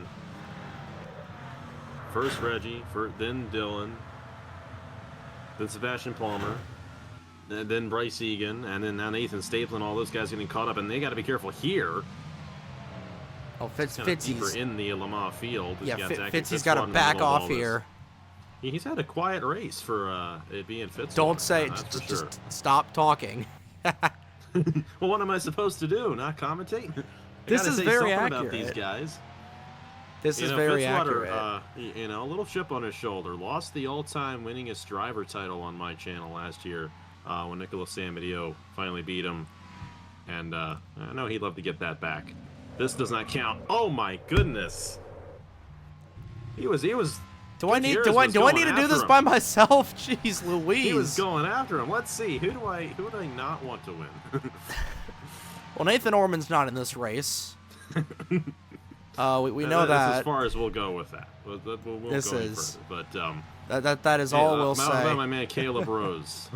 I can jinx him. My good buddy Caleb Rose there. We haven't talked about him. Oh my god. That was right in front of us. Dano Georgi nearly hitting, and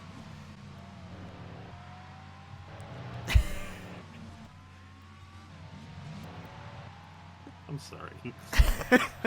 fortunately, Rose was able to keep it straight. We've got a lot of replays to get to. What is this? I did not see this.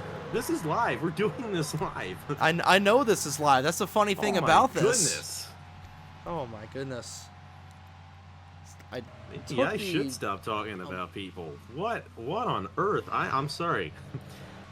We're having fun with this race. We're definitely having fun with this one. I know John Ayers wants me to start talking about Mike Vincent Jr. at this point, the way it's going, but you know, I don't think much is going on up there with that 78 machine. Not right now, as Aaron Abel is right behind him. Let's get into the plethora of replays that we've got to. Starting off with what happened there with Zachary Fitzwater and Angel Gutierrez. I don't know if Gutierrez's throttle hung, but I knew that the second that he was going off course there in the kink, that was going to spell bad news for Fitzwater. Fortunately, Fitzy was able to gather back and going, but I know he's angry. And then about 2 seconds later, the second that you say Caleb Rose's name, he gets caught up with Michael Lewis. Somebody's on the pit lane there. That's Lasserre who is getting back on, as Abel and Andrews next to one another. Andrews just trying to tiptoe his way through the tulip patch.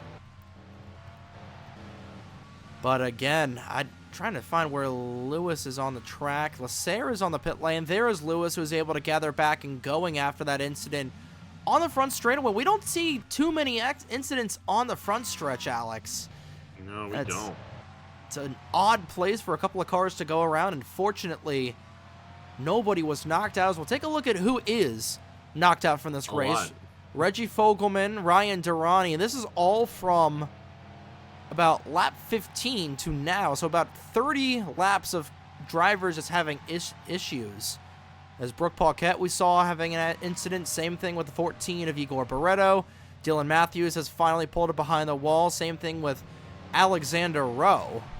And then those were our first drivers out with accidents, and everybody else was a mechanical issue. It was a piston for Crown Jr., a camshaft for both Kasumi Takashi and the 20 of Seb Palmer, and then a clutch and a header for the 16 and the 06. Currently 33 cars still out on the track, and still a long way to go and a long way to get there for all these drivers. But again, it is after that initial set of pit stops where all hell just breaks loose, for lack of a better term, as Vincent Jr. That's a good way to describe it.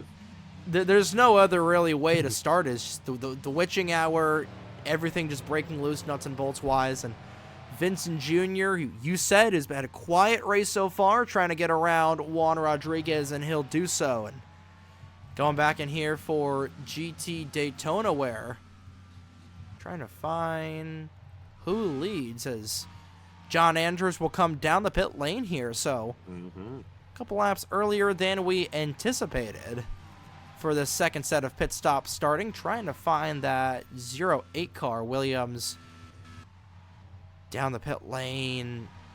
I feel like I saw the 08, and I feel like an idiot for not finding him. There is that 8 machine. I think Bouchard is the current leader in GT Daytona as well. It's another driver's had a quiet night. There's Colin Bear, who, like we mentioned, got into a little bit of antics earlier on in this race, a la or avant-garde, the Willow Springs race here last February, as Riley Sampson will complete his second scheduled stop of the night in that 36 car, just trying to gain any ground that he came back. Lewis is off the pit lane in the 56. We haven't talked about Connor Monaco yet tonight. Was involved in an incident early on, and he is very slow on the racetrack as well. And that Screaming Eagle number 21 car, you see the rear end damage on that Mustang. Was in contention here last year, not going to be in contention this year, but trying to set another consistent season going here for that 21 machine after last year. All right, I think things have calmed down enough where I can actually start talking about people again. I was actually going to start talking about Caleb Rose before he got sent around right there, and I jumped out of my chair, just like, I just couldn't believe it. He actually is still very much in this thing, and you know, Caleb's a guy who has also had a very quiet night. We really have not talked about him. That was the first time we really mentioned him all night long, and you know what happened after that. But he actually still has a clean race car for the most part. He's still in third. Yeah, he's still running, in a podium position right now. Of course, John Neersick has come down the pit lane right there. Skylar Taylor there, about 10 seconds off of the 78 machine, but they're in position if something happens to the 78.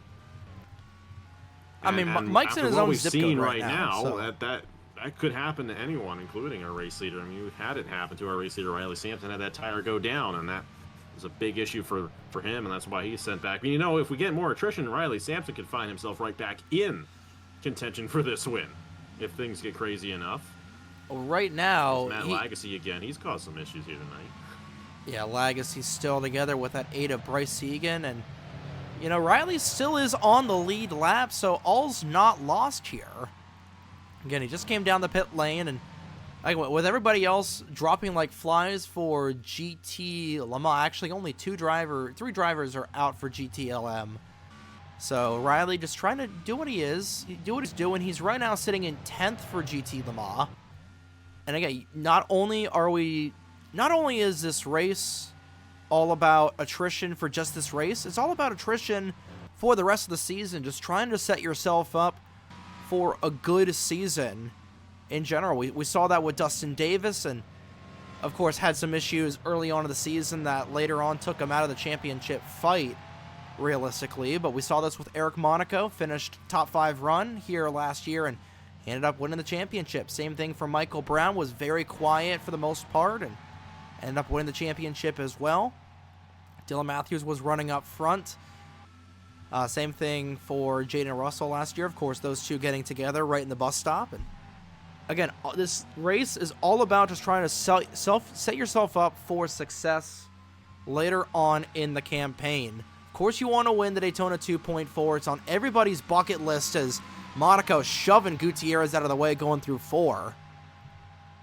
Just trying to set yourself up for success going into the rest of this season, as Monaco might get turned here by Lewis going into the corner. This is going to be close, and onto the excess road. That's not...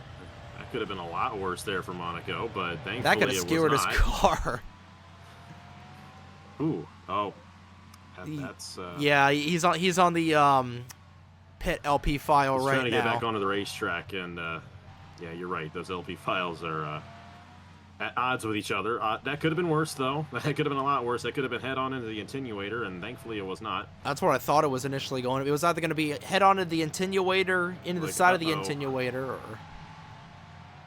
One thing I'd like to mention, this is a fun race. I forgot just how fun this race was, and, you know, kudos to you for putting this on, Trey. Oh, my goodness, again. I wasn't talking about him this time, though. Yeah, I kind of figured with that entry that Buchanan had, and again, these limp LP files, especially on the backstretch, are just really, really funky. And if I wasn't doing maybe a 4-day turnaround on this race, I probably would have tried to spend a little bit more time on the LP files rather than fun. I'm entertained. Oh, it's the great wild card of this race. Yeah, I hope a lot of y'all from my channel and my server are watching here tonight. Definitely want y'all to tune in for this one. This is a great race, and Trey puts a lot of work to put this one together. It's a very long race as well, but we have had some fun here tonight on this Friday night. Let me tell you that. And hey, season's just getting started with NR as well. We've all got a lot of great stuff coming up, and this just kicks it right all off. Caleb Rose is down the pit lane. Still haven't seen Mike Vincent Jr. make his stop yet, but now the window is going to swing wide open here. I think Vincent Jr. is probably going to end up coming down this time, but again, just trying to fix the LP file a little bit, at least with like the infield stuff. I don't know. It's one of those things where you really don't want to touch with how good it is, but like clockwork, Vincent Jr., the race leader for GT Le Mans, coming down the pit lane for his second stop of the night. Penultimate pit stop for that 78 car. One more stop. And it looks like Vincent Jr. is going to run probably the 25, 50, 75 numbers that we've seen all season long, as Daniel Bouchard comes off for the pit lane after making his penultimate stop. Colin Bear out and away as well. We'll have to see if Skylar Taylor stays out here. Trying to see Vincent Jr. pulled out to a 16-second lead there in that cycle. That is impressive. And Skylar did pit this last time by. And Vincent is out and away. Oh, this trying to change, and he is there again. Bear and Vincent Jr. banging doors right off of the pit lane. That could have been bad. That could have been bad. Oh, it could still be bad. It could get worse with Logan Williams trying to force the issue in that Muscle Milk Jag. And you mentioned Vincent Jr.'s had a quiet race so far. That was the loudest it's been. Oh, he's going to go off track a little bit. Trying to just like Colin Bear by. Oh, that's a bad entry there into the International Horseshoe. Colin Bear has already spun someone around in this race, so I would be careful if I'm driving around him at this point. Trying to get there in time, as Bear still right on the back end of that 78 car. And you know, Skylar Taylor didn't close in a whole lot. Like you said, a 16-second lead between the 78 and that 45 car is... Oh, big closing right there for the three of Andrews, right on the back end of Diacomo. He's got to be careful going through this bus stop right on the back end of that one machine. Here he goes, right on the back side. Diacomo, a little hop. Ooh, he's jumping up there. A little bunny hop there. He's going to get around him on the outside lane right there. I think Diacomo's a little bit off the pace. it's kind of interesting. We had some guys that are just completely off the pace. And Well, I mean, he's a GT Daytona car, so there's that. Yeah, but still, like, even earlier on, you know, those slower Le Mans cars were getting passed by the Daytona car, so I don't know if it's necessarily on pace or not. But it's been fascinating, especially once we got after that second cycle. These guys have really just spread out and have gone all over the place. They only have 18 cars on the true lead lap of this race. I don't think it'll be that high once we get to the finish here tonight.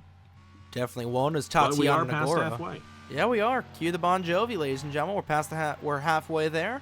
All these drivers trying to live on a prayer to get to the end as Tatiana Nagora goes to the point in GT Daytona, our third lead change for the GTD class. And like you said, Aaron Abel, who is off strategy, came in 10 laps ago. He's found his way up to second. I don't believe Nagora has come down yet, as both Monaco and Miller down the pit lane. I'll have to see. And yeah, like clockwork, Nagora comes down. Abel is going to get this race lead back, and we're going to have to see what the closing rate is, or the tire wear between Bouchard and Abel is going to be, because Bouchard is on about 8 laps fresher tires.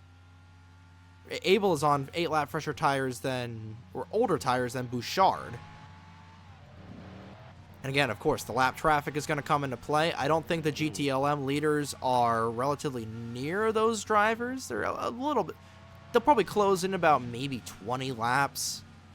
Probably not. Probably right at the end here, like we usually see, as Nagora will come back out.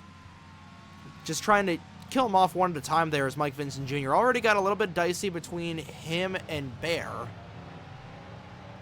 Just trying to get around these lap cars with ease, but Vincent Jr. just trying to get that second ever win in the FMGTC. Started this race in 4th. Dominated the second stage, Alex. Mm-hmm. You know, he's definitely been the guy to beat. But John Andrews actually closed in, I think, through that cycle there. He's only 5 seconds off now of the 78 machine, so he's also having, do I dare say it, a good run. Just right, wait, wait. He got through there. Waiting for him to get around Nagora there. It's a good job out of you. Certain parts I have to watch what I say. How about Bradley Ream there in 3rd? Skylar Taylor is 4th.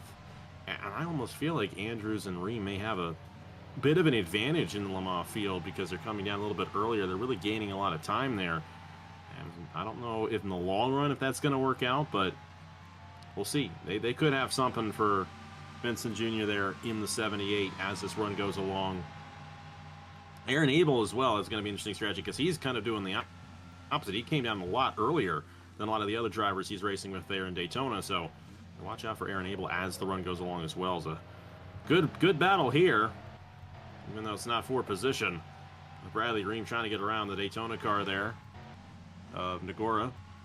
Yeah, Ream was doing a little agricultural work going through the bus stop, a little slippery exit there with the quote-unquote oil. Someone going around. That's Colin Bear, Michael Brown in the tri-oval. That was right in front of John Andrews as Brown trying to file back onto the track, and that nearly could have been disaster for the man second in GT Le Mans. And karma getting Colin Bear right in there, unfortunately, as he and Michael Brown getting tangled up right out of turn 4. And that's the second incident we've had in the tri-oval tonight. I think the only time we've had an incident in the tri-oval that I can remember was all the way back in, 2021, where we had that massive pileup. But tough break for Bear. He's got a lot of front-end damage, and he'll likely go to the garage area after this if he can get back around with Lasser right at his 6 o'clock in that 9 car. Yeah, Colin Bear's been in a couple of incidents tonight and has almost caused a couple other ones. But it's what happens. I think it was just the closing right there with Michael Brown there, who was already off the pace from a prior incident. And that's really one of the fastest parts of the racetrack. And you're also going through that turn through the tri-oval as well. And that's a tough turn to tackle. I mean, you're going really fast and not much banking there. So you have to be careful getting around that part of the racetrack, and especially if you're getting around a car that is much slower than you. And I think that's what we've seen with those 2 incidents that we've had tonight in the tri-oval. Definitely is a trouble spot as Diacomo. Contact between the 59. Around goes Owen Miles. It's another name we haven't mentioned yet tonight is Owen Miles, which is a good thing because he's had a clean race up to that point. He'll still be able to continue with that. And this right here, this is exactly, I think, what happened in the last lap around there with Colin Bear. Caleb Rose will get around the 9 a lot cleaner, though, than what we saw that last time around. Miles just trying to transition back out here. The owner of Dracoan Racing will return to the Mission Barbecue Cup Series as well. He's able to get back out without any incident, and I think that was just basically just a case of going way too hot into the corner there for that 59 car, and fortunately he's able to keep it on the road relatively. But now we're going to start to see the 78 cut through lap traffic, and you see on the ticker that 3 car is coming. He's closed in a second on Vincent Jr. over the course of these last couple of laps, and he keeps up that pace. John Andrews is trying to keep up the attrition as well. John Andrews could very well be in the hunt with the 78 car. Of course, Vincent Jr. having a little bit fresher tires there than that 3, but just trying to keep the wheels underneath that 78 car. Honestly, after what we've seen tonight, that's all you need to do is keep the wheels underneath the race car, keep the engine running, and keep it going straight. And you're going to have a good shot. It's a lot easier than it's a lot easier, or a lot harder than it sounds. It sounds a lot easier than it is, though, especially with all the chaos that we've seen so far here tonight as we close in on 40 laps to go in the Daytona 2.4. So we go through the rest of this field. Too, you know, this is a long season for these guys, so you want to make sure. Oh wow, he just drove right off right there. Not been a good night for him. More oil. We have some more oil going down there. Bryce Egan also off. Is going to be in front of Lagacy, Sato, and Beauville. None of our leaders anywhere near this mess, and it has not been a good night so far for Dano Georgi. Like we said early on, just trying to get a grip of this new Toyota, and it is very, very easy to wheel hop that corner like we've seen all night long. And it's another tough break as Bradley Ream has come back down the pit lane. It's a bit early right there. Still going to have to make another stop after that one. Yeah, I don't know if that was unscheduled there from the 40. I believe it would have to be, as Abel catching right on this 9 car. He's got to be careful. This is the race leader for GT Daytona, and he's going to go around his fellow Viper with relative ease. You see Georgi getting service on the pit area. But again, you see that scoring monitor. Another couple tenths ticked off there between Andrews and that 78 car. As Vincent Jr. now, it's not panic mode for Vincent Jr. Again, you've got a lot of time to go, and Andrews could end up... Andrews is deep in lap traffic right now. But he's using that disadvantage as a little bit of a advantage as well. Just trying to get a little bit of a tow. Again, even though these Daytona cars are a little bit slower, they still provide a little bit of drafting help on the straightaways. I don't know. You just got to be careful getting around him. That's the important part. He did lose 3/10 of a second there. Yeah, I said on the first lap too, you can't win the race in lap 1, but you can definitely lose it, and that goes for every single lap in the race.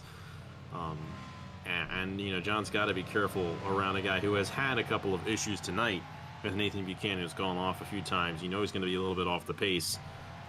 John's a smart driver. He's just got to be smart around these lap cars. And, regardless, even if you don't get the win, there's that season-long championship. You want to get as many points as you can, and second place isn't too bad considering the full season. So we'll see how it ends up shaking out as this race goes along. But got another car in front of him there, the 71 machine.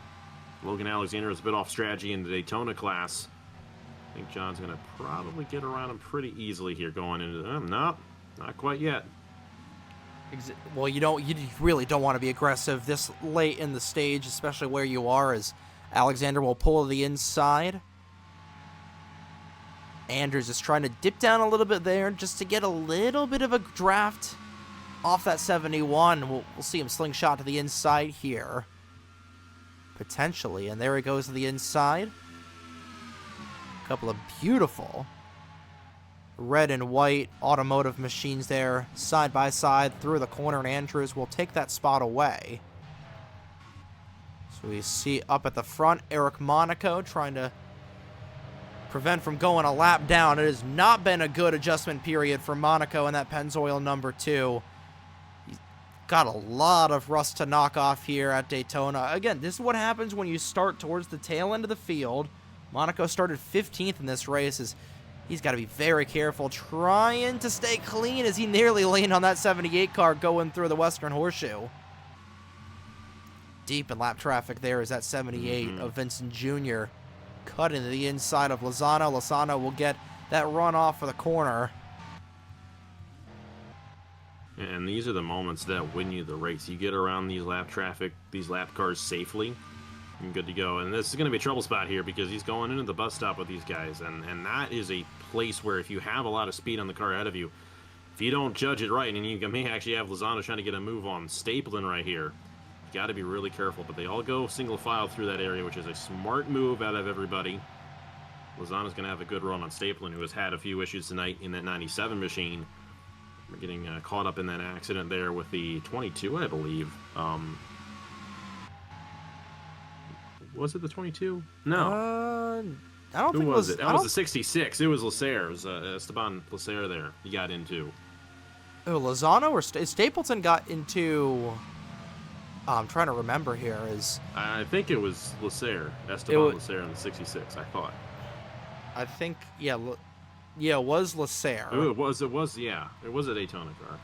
I believe it was Lacer that got run into there by Stapleton. I don't think Lozano was part of that incident.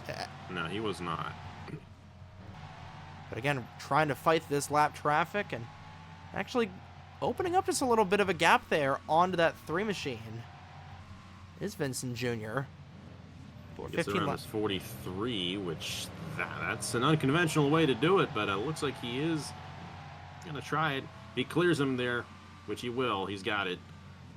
Got a clean racetrack ahead of him right there, and got to give him so much credit up to this point. You know, it's tough to get to this point in the race. We've seen that so far tonight where so many guys have had issues, have gotten caught up in incidents. If you have a clean race car at this point in the race, you have a very good chance of winning it. And he's just got to bring it home these last 30 laps. Diacomo is on the pit lane right now. There's another shot at Abel, who we're going to expect to see Abel come down about laps 72, I want to say. Well, he came down at 42, so probably lap 77 is going to be the magic number for Abel. Actually, no, my math is not right on it. So 42. I'm trying to do quick math in my head here as Gavinu and Williams nearly coming together. I'm trying to figure out what 42 plus 25 is, and 67. So 67 is the magic number there for that 98 car. So expect to see him come down right as our number 2 is going to expire in just about 7 or so laps. But this has been a whale of a race so far, as it always is. Vincent Jr., ever since Samson had that tire go down, it's been the Mike Vincent Jr. show all the way at the front. Of course, a couple of drivers taking the lead there whenever Vincent Jr. is come down the pit lane is Stapleton. Oh boy, nearly clipped that 43. You were supposed to stay on the asphalt. That would be beneficial. There's no track limits here. Who needs track limits? This isn't pans. When the LP files are a mess. This has been a great race, and if you win it, you definitely earned it. That is for sure. And Mike Vincent Jr.'s in that position right now. We see it all the time, not only in this race, but it seems magnified in this race with how the attrition is. But again, that's another thing I love about the FMGTC is just the attrition and everything is getting a little air there. Was Mike Vincent Jr. We saw it at Riverside, Autumn Hill, Watkins Glen. You see that all the time. Mosport. fact, the only races I can think of where it's just not really a race of attrition, but more based on speed and pit strategy were Willow Springs and the Denver Roval. And of course, Willow, that race is all about the start. And again, there's not a whole lot of trouble spots. Maybe the balcony turn up at Willow Springs, which will be part of the doubleheader between the Mission Barbecue Cup Series and the Flowmaster Grand Touring Championship for the second race of the season. But again, you don't see a whole lot of issues at Willow. And then Denver.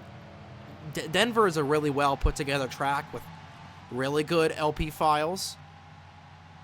And not a whole lot of issues there. It's just a lot of these tracks, especially these tracks that were made, again, this track was created in 2008. The Watkins Glen track.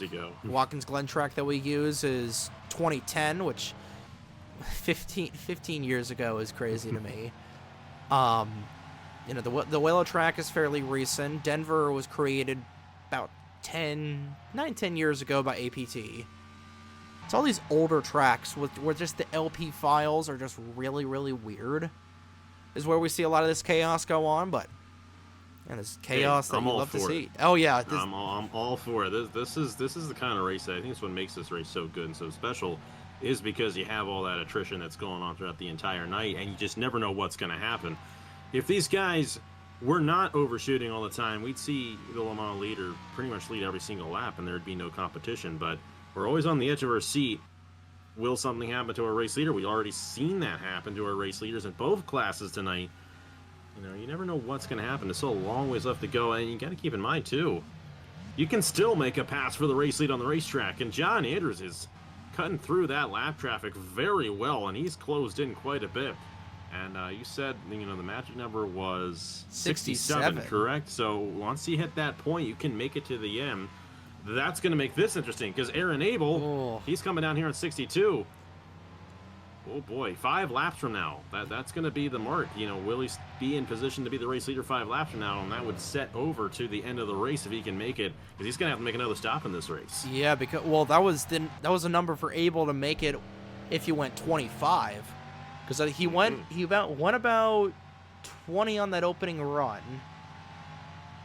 Because he came in at 25 or 24, then came in at 42. So that's about 2021. About 21 laps right there, like you said. So I don't know about. I'm very surprised he's cutting this race into quarters right now, because we saw Bouchard scoop past him, and I don't know. We'll see if Daniel Bouchard ends up getting two of these. He'll be the first to win 2 if he pulls it off, even though they were in different classes. Still a win. And, he's also in a good position at this point because, like you said, if Bouchard can make it well past and only making one more stop, I don't think that there's going to be any chance for Aaron Abel to really get around him if he has to make another stop in this race. But we'll have to see. Yeah, that's why we race it all out. Again, there's a lot of racing still left to be done here tonight in this one. Oh, big crash! Oh, no. John Andrews involved. That's Carson Miller, Tatiana Nagora, Bruno Di Giacomo, Aaron Abel. Days of thundering his way through, and that's John Andrews. Man, a little belated jinxing like there.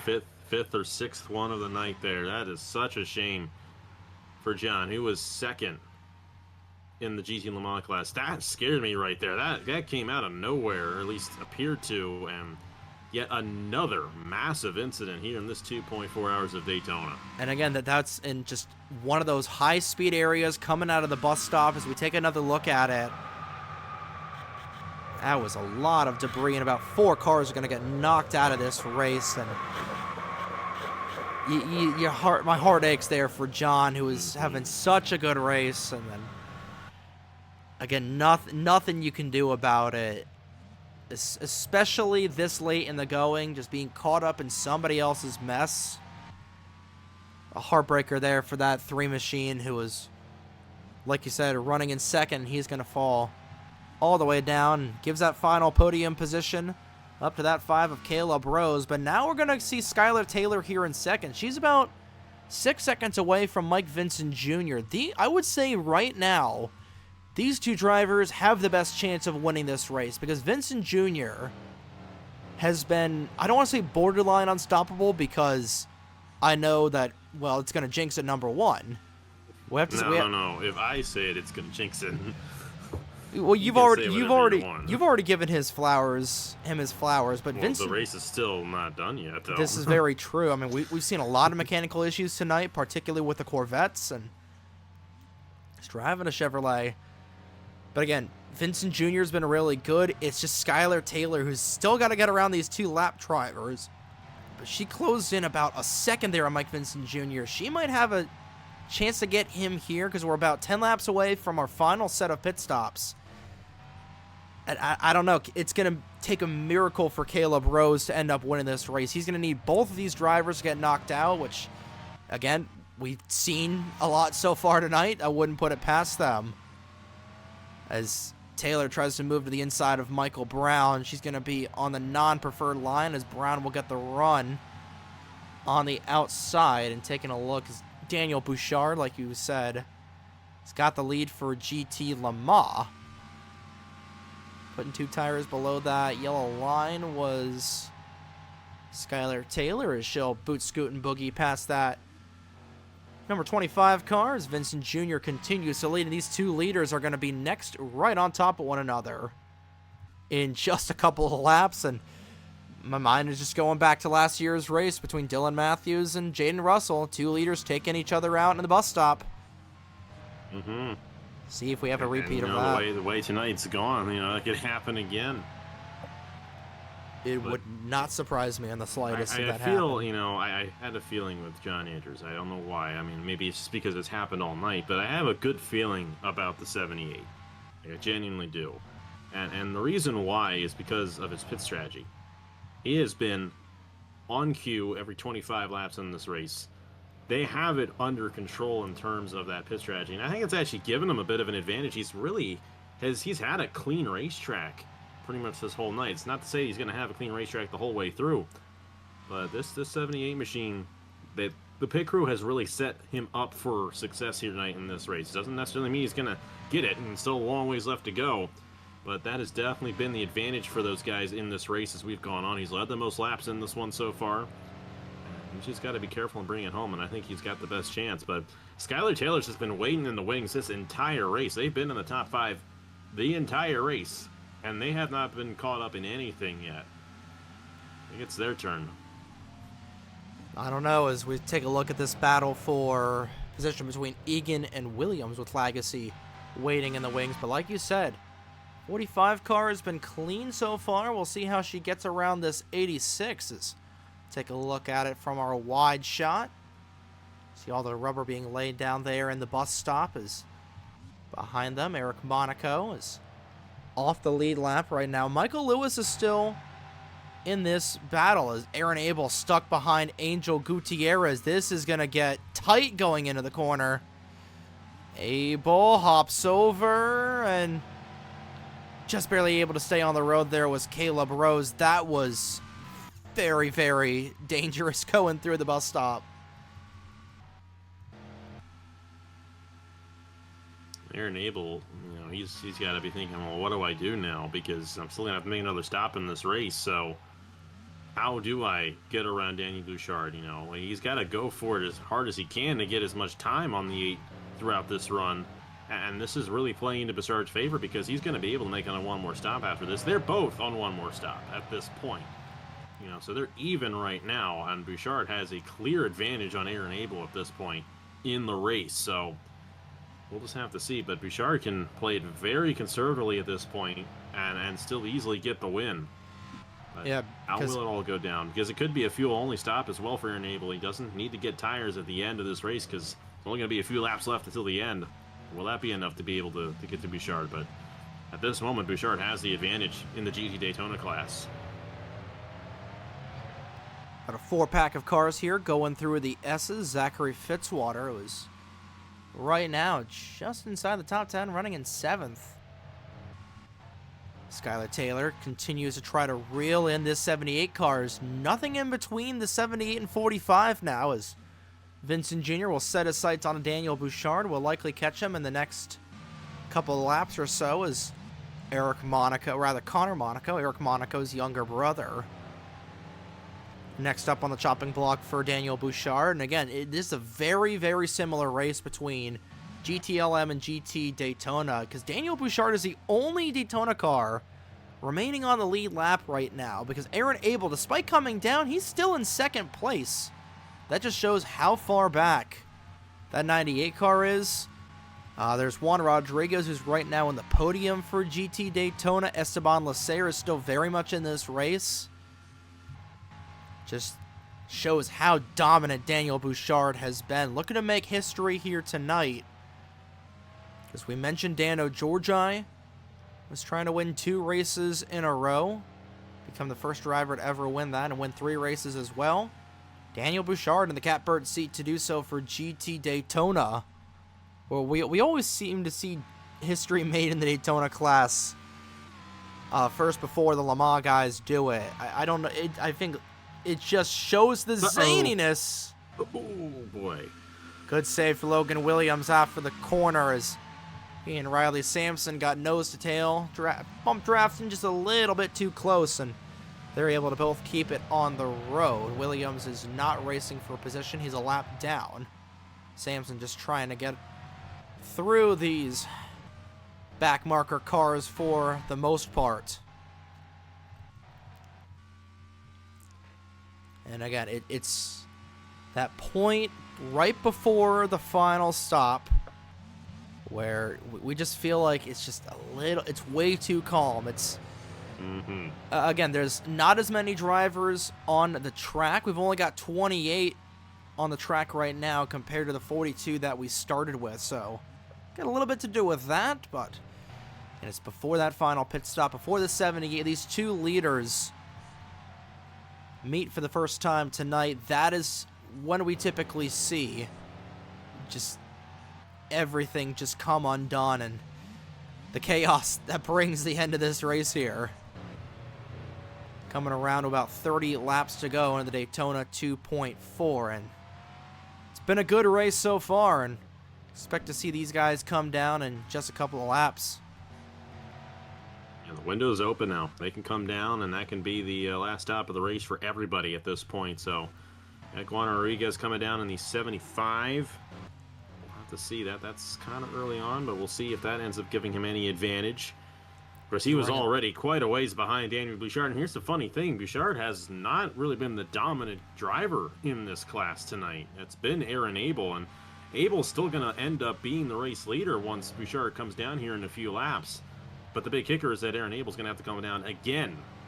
And, you know, what do you do if you're Aaron Abel? Like I said, you know, do you try to save fuel? Do you try to go for it? I don't think he's going to have near enough to be able to make it to the finish of this race. Yeah, that just makes... Speaking of the Le Mans lead right there, look at that. It's now under 3 seconds between Vincent Jr. and Skylar Taylor. Yeah, Taylor is that 45 is really starting to close in here, and if it gets close enough, that might put the 78 in a bit of a bind. They don't even have anyone in between them at this point. No, and that, like you said, that 45 is flogging it right now. Another 0.3 of a second shaved off. Skylar Taylor, again, like we said, she's got probably the best long-run car of the night so far, and she's putting that A&W Jaguar to use right there as she's whipping it around there in that Jag. Vincent Jr.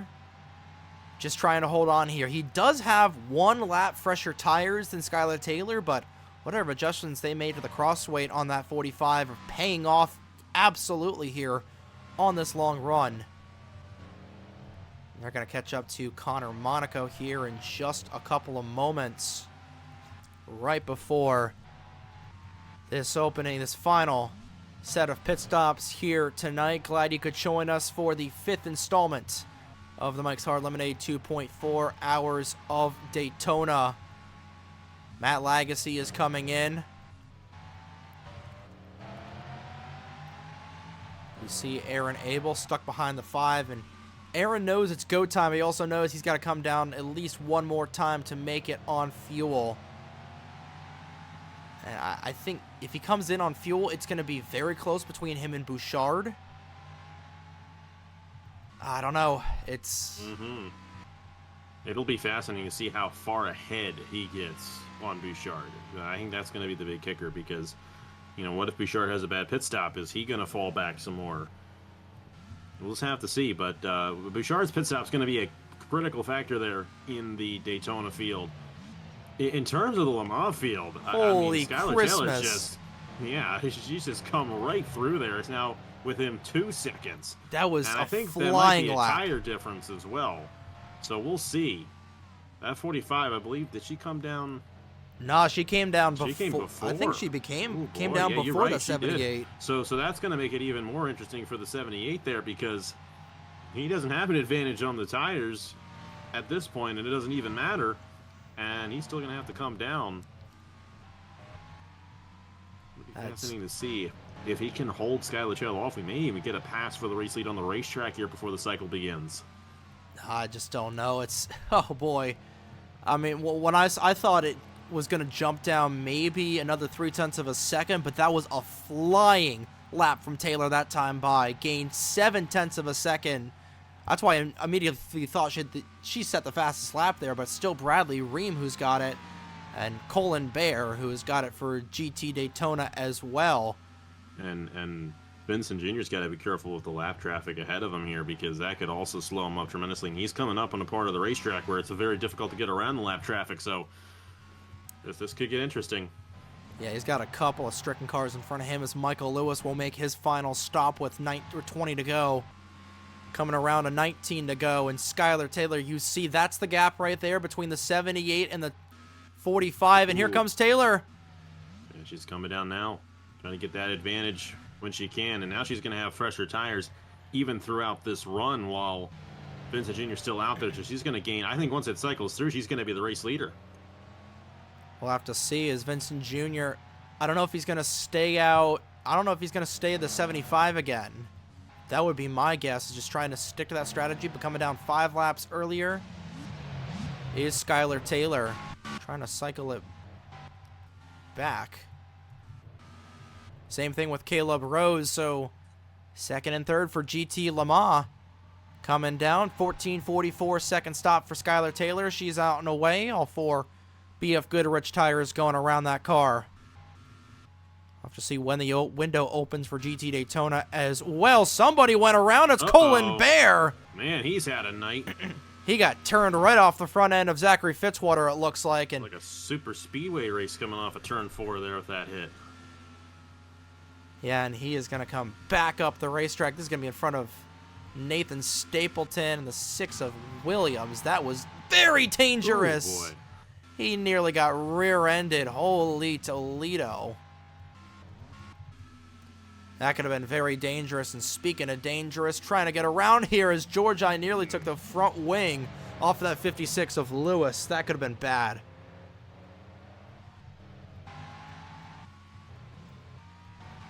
This has been a lot of fun tonight. That is for sure. And I'm definitely excited to see who gets this win. Bouchard's down. And now Vincent is down as well. Both of our leaders here. So this is the critical part right here. They got to have a clean stop. This is the last one of the night. Money stop for the leaders for both GT Daytona and GT Le Mans.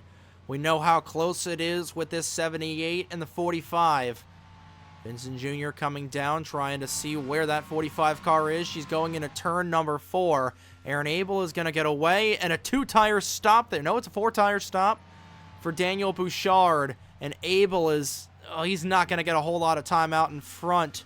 But flogging it down the front straightaway is Skylar Taylor. Off of the jack is Mike Vincent Jr. This is going to be the race for the win, ladies and gentlemen. It's going to be close. It's going to be very close. I think Skylar's going to have an advantage. She's got to be careful around Gutierrez. Remember what he did earlier on in the race with Fitzwater. And I think she's backing off a little bit there as Gutierrez in the way of Skylar Taylor. Taylor is right behind that 78. And we'll have to see if Vincent Jr. has made any adjustments on that pit stop. I don't think it did. He had about 10th slower of a stop than Skylar Taylor, but Taylor is trying to punt this 90 car out of the way. A bad entry through the Western Horseshoe for the 78, and here comes Taylor. Nah, can't get around this 90 car. She is trying to, and look at this 40. Now Taylor is trying to get away. No. Gutierrez still on the outside lane. Now Taylor will get in, and now it's a 3-car battle to the end. Well, Bradley Ream's going to have to come back down again as well, so he's not going to be in contention. It's going to be between Taylor and Vincent Jr. unless they get into each other, and then who knows what's going to happen after that. But Bradley's got warm tires at this point. He's still going out there. I feel like, you know, the tires are almost... Oh boy, contact made, and they save it. That could have been the race for Taylor. That could have been the race right there. She's going to lose time there, and Bradley Ream's going to get sent off. That could have been the race for Skylar Taylor, but she's still in this thing. But that's good news for Mike Vincent Jr. Still pulling away here in the 78 machine, trying to take this race win. Still got a few laps, more than a few laps to go here at Daytona. Got 18 laps to go, now 17 laps to go for the 78 machine. Logan Alexander trying to get back on track as everybody will come down the pit lane. But just trying to get to the end here. 1.25 seconds. Aaron Abel, I mean, that strategy that he pulled is going to cost him this win because Bouchard is not that far off that 98 machine. Bouchard's good to go to the end of this race, and Aaron Abel is not. And it's such a shame for Aaron Abel. Not sure about the rest of the field. If something happens to Bouchard, you know, is there going to be someone behind Abel that might still contend for the win? But Alex Bouchard's Lozano is up clean to third. race. He's And, running. Lozano's had a pretty solid race there in that 43 machine. Again, he's had a very quiet race so far. Mm-hmm. Quiet and under the radar is the way to go here. As Bouchard is going to close right into Bryce Egan, going through the bus stop. Nice clean entry there for that 8-car. In fact, the 2 8s, the 08 and the 8, on top of one another. And Bouchard's got to be very careful trying to get around this stricken GTLM car. Oh boy, he's right on the back bumper. He's gonna get him, and he saves it. Oh boy, Aaron Abel loves to see that. That He could hated have been to the see race that. for Bouchard. And keep in mind, he's in position to win this race because Aaron Abel still has to come back down the pit lane. Mike Vincent Jr., excuse me, is closing in on this battle as well. He's not too far behind, and then he's still got Skylar Taylor right behind him. So have two very unique battles to close this race out here in this 2.4 hours of Daytona. Under a second now at GT Le Mans. It definitely is. And just trying to get there is Skylar Taylor. We're going to take a very quick break here for the final 20 more minutes of the Daytona 2.4. Your two leaders right on top of one another. We'll be back in 30 seconds. 25 years of design and thousands of man-hours on product development. Flowmaster measures real performance where it matters most.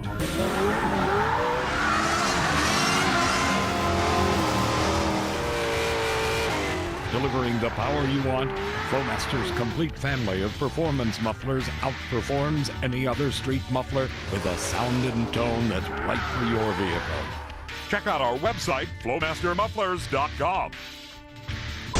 And we are back after that commercial break, and this might boy. be the move for the race. Being held up by the 8 is the 78. To the outside goes Skylar Taylor. Egan moves up high. Oh, that could have been close as Vincent Jr. will now scoop by as Skylar Taylor held up by Bryce Egan. Right as we come back, Taylor into the outside wall. She is able to gather up the car, and here she comes. If you're not going to get out of the way, the good thing is to hold the two leaders up equally. And I think that's what Bryce Egan did in that situation. I'm weirdly giving him credit in that because the difference is about the same from how it was before all that occurred. So, yeah, he's had a night. Bryce Egan has definitely had a night. But I think as the season goes along, he's definitely going to have a lot of fun and probably get a couple of race wins. But won't be tonight for him, unfortunately, as Bradley Ream's really fallen off after that incident. And I think, like I said, he still has another pit stop to go. Ream did come down the pit lane. Yeah, there he is. so- Everybody coming down the pit lane.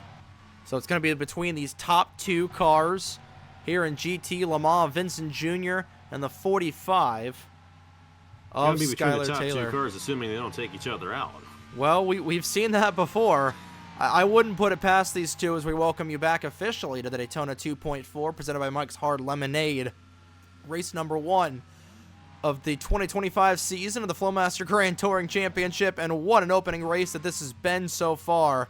Aaron Abel with the lead right now, but Daniel Bouchard is going to quickly take that away right here. Abel down the pit lane for his final stop, and Bouchard with daylight and a half in front of that 8 car. Like you said, Alex, a perplexing strategy out of that 98 camp and just not working out. But here we go. This is the battle for GT Le Mans. And this is just going to get really, really tight between these two drivers. Jaguar looking for their first win here in the Daytona 2.4. Trying to get around the Chevy Corvette of Mike Vincent Jr. is Skylar Taylor, and we still have 15 laps to go in this race, so this is still far from over. And we've been running, you know, a little over 2 hours, and they're separated by 0.2 of a second up front. And these are two guys who have not really been caught up in anything either. They have essentially been running that same speed, going all out for 2 straight hours, and they're right on each other here. I think Taylor has the advantage as this run goes along. But we'll just have to see. You know, they got to be careful getting around the lap traffic, and it's going to be hard for Taylor to make the pass on pretty much an equal car. And two, they may close in on Bouchard, who is the Daytona leader, and he's not going to give up easily on that fight, even though he should. He's not racing with those guys. But it's going to be very interesting here in just a few moments. Both cars equally through the bus stop. Egan is not part of this battle. They got a wide gap over third place of Caleb Rose. So even if these two do take each other out and spin, they got to get about a 23-second gap over Rose.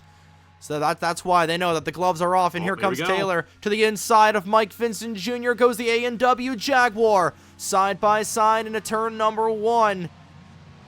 Can Taylor complete the pass going to the S's? Yes, she does, but a huge closing rate between these two drivers onto the 8 of Daniel Bouchard, and out in front is Skylar Taylor. Pass. That was like the cleanest pass we have seen all night long, and that might win her the race right here.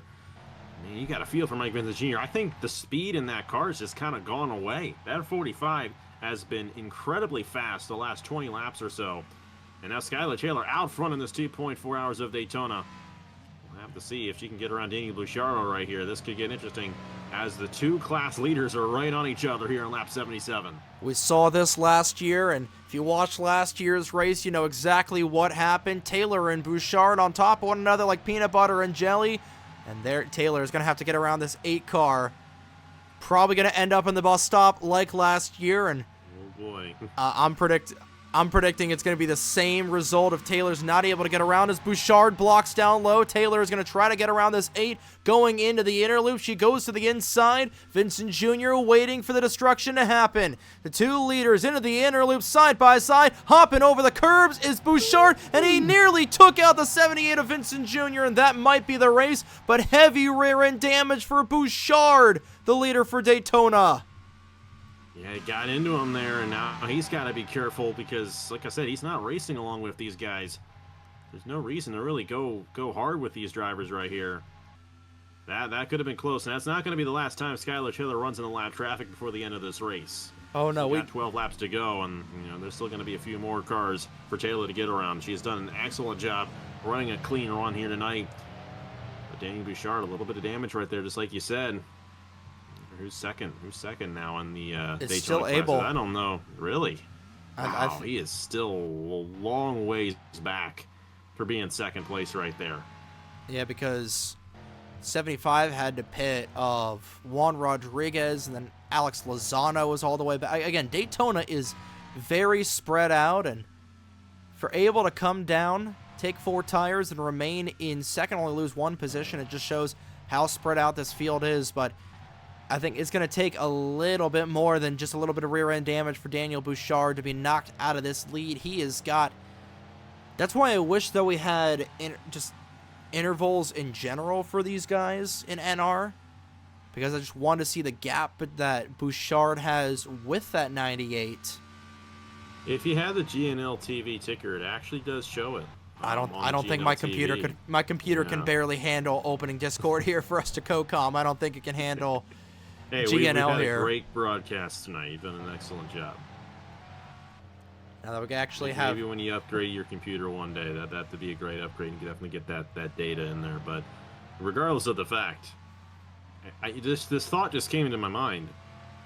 What if Daniel Bouchard has to fit again? I don't know. He came down, not too long ago, but these Daytona cars, they seem to have a smaller window than the Le Mans cars do. And what if he has to come back down the pit lane? What if he can't make it on fuel? Did they get enough fuel in on that last stop? And that might be what Aaron Abel was thinking in that 4-stop strategy that he pulled off. So we'll see. That's why Bouchard was like, he's got such a huge lead on that 98 machine. It's almost as if he has to make another stop in this race based on how much of a lead he has. That's what I'm potentially thinking as well. Again, you just never know. It's always up to the racing gods with a mechanical issue like that on the pit stop.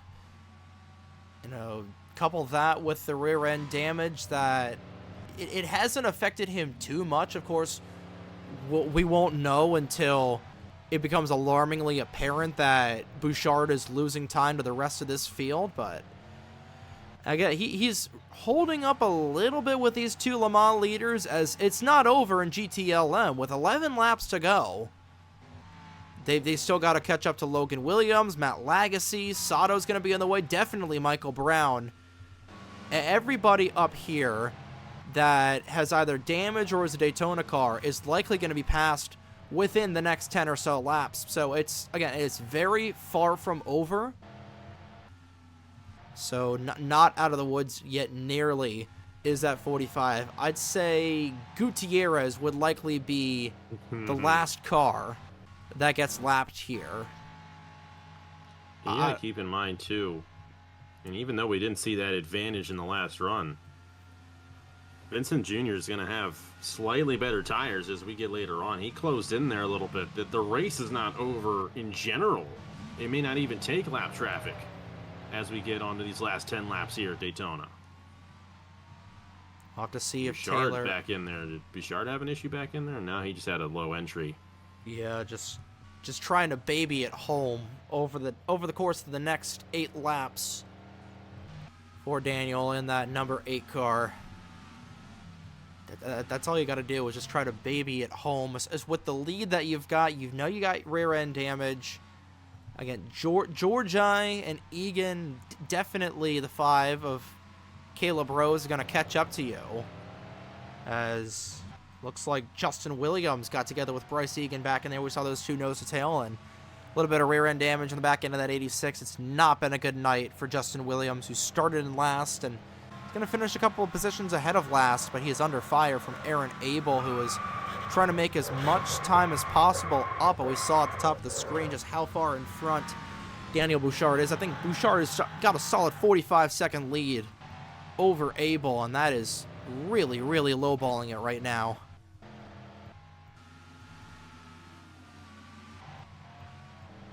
See how the leaders are in GT Le Mans. I think Vincent Jr. is closing in on Skylar Taylor. I think Taylor... And, if Taylor, gets involved with somebody else, gets into the lap traffic. You mentioned Gutierrez. You know how off the pace Gutierrez is. He had a lot of damage earlier on in this race. That was a big swing there from Vincent Jr. Oh, it's a 4 now, isn't it? I can't read it. It glitched up. I thought it was still 7.5. It is. That was 0.3 of a second right there. And now it's swinging back in Vincent's favor. This is very fascinating here late in the going. I'm starting to think that damage over on the right side, because Vincent Jr. has been closing in on the straightaways, and that's why aerodynamics comes into play completely. I'm starting to think just that little bit of contact going through the corner, fighting for that position, that might be what's killed Skylar Taylor here. But again, she's got 1 lap, older tires than Vincent Jr. I don't know if it's those two combining, because Vincent Jr., his car is immaculate. He's got a little fresher tires in that 45. We'll see if he's able to catch up to her for round 2. She had a really good exit going onto the oval. We'll see how that 78 is able to navigate around. Again, the lap traffic wild card. Michael Brown's definitely going to be in the way. Somebody was on the pit lane. That's Nathan Stapleton, who was just trying to get to the end here. I don't know if they catch up to Gutierrez. I'm now starting to think that probably Lagasse will be the last lap car that they catch up to. Maybe Stapleton and Sato. Yeah, we're going to have to see, because I'm not sure where the leaders are at the moment.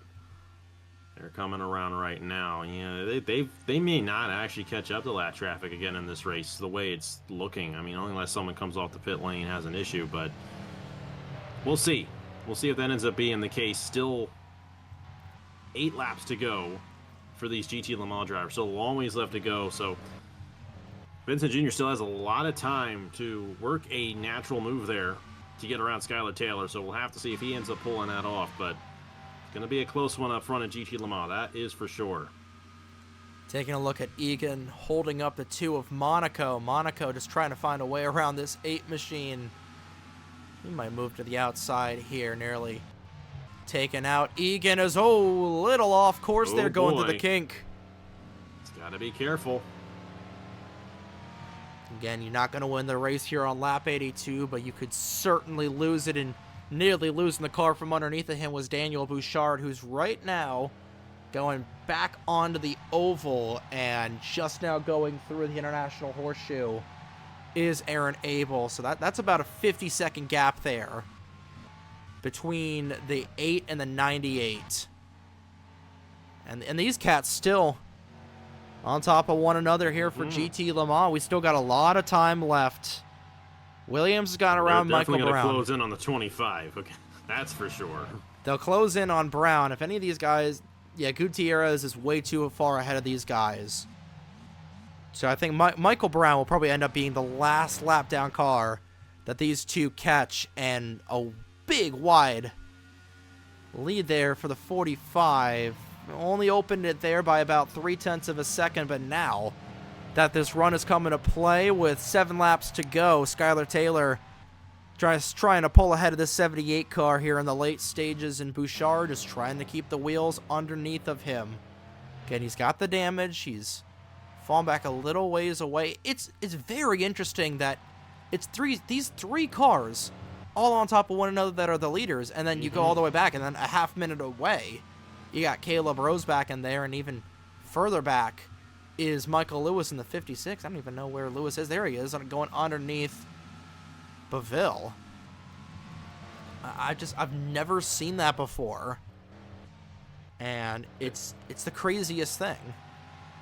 They have definitely...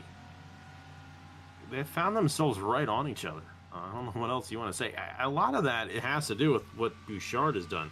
You want to talk about Aaron Abel's strategy. I think a majority of the Daytona field has done what Aaron Abel has done, and Bouchard's the one stretching it out.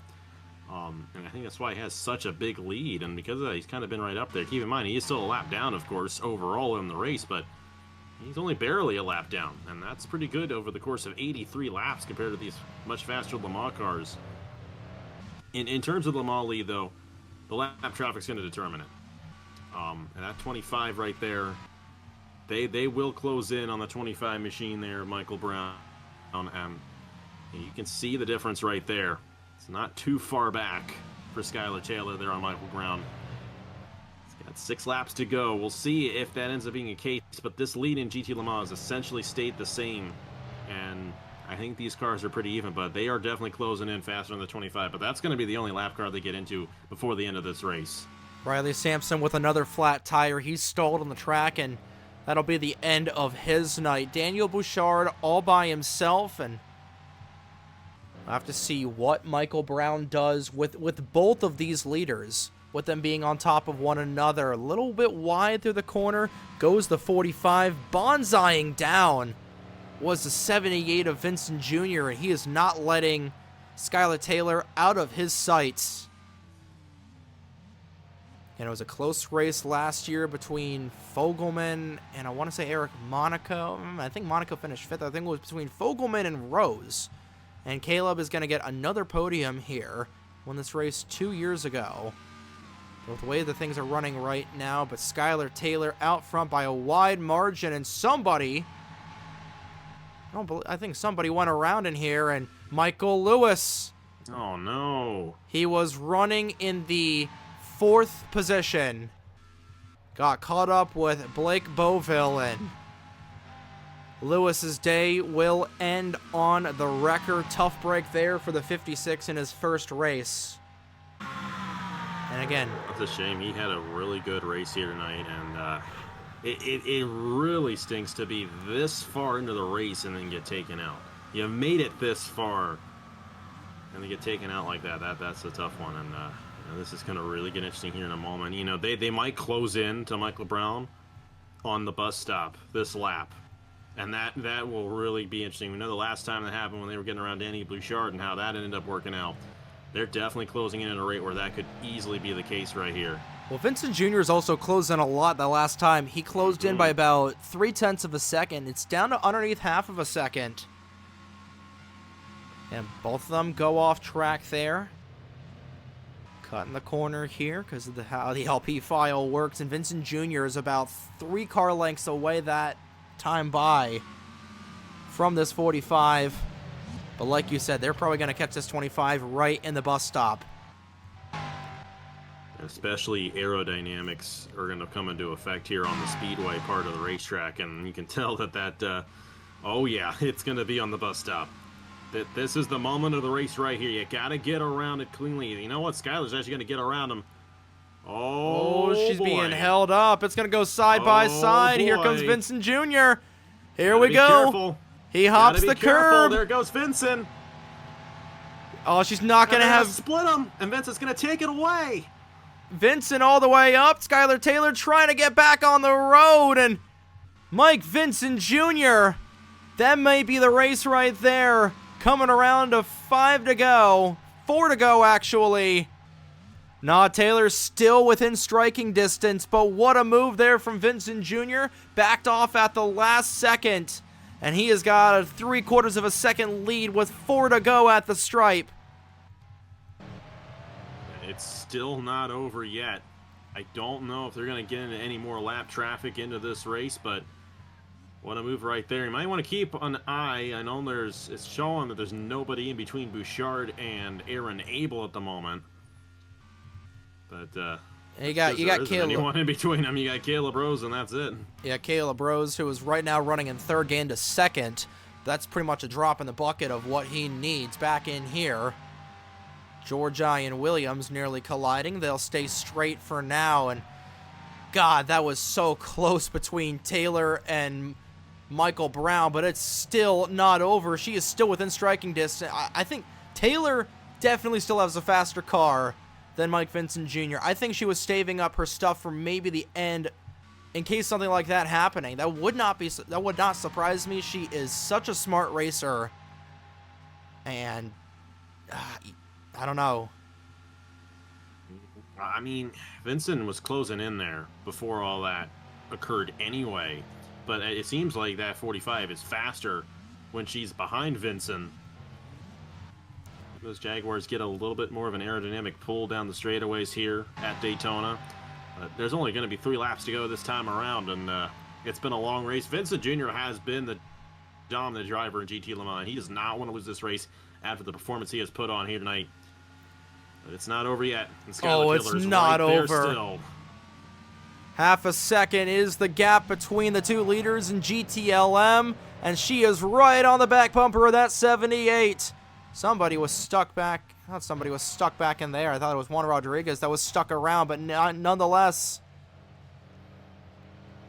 she is still going to be in the battle for this here with 3 laps to go, and they might catch up to Logan Williams and Nathan Stapleton.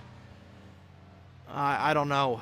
They're going through the kink right now. Vincent Jr. just trying to hold off, and now Taylor changes her line, going through the corner, looking for the crossover.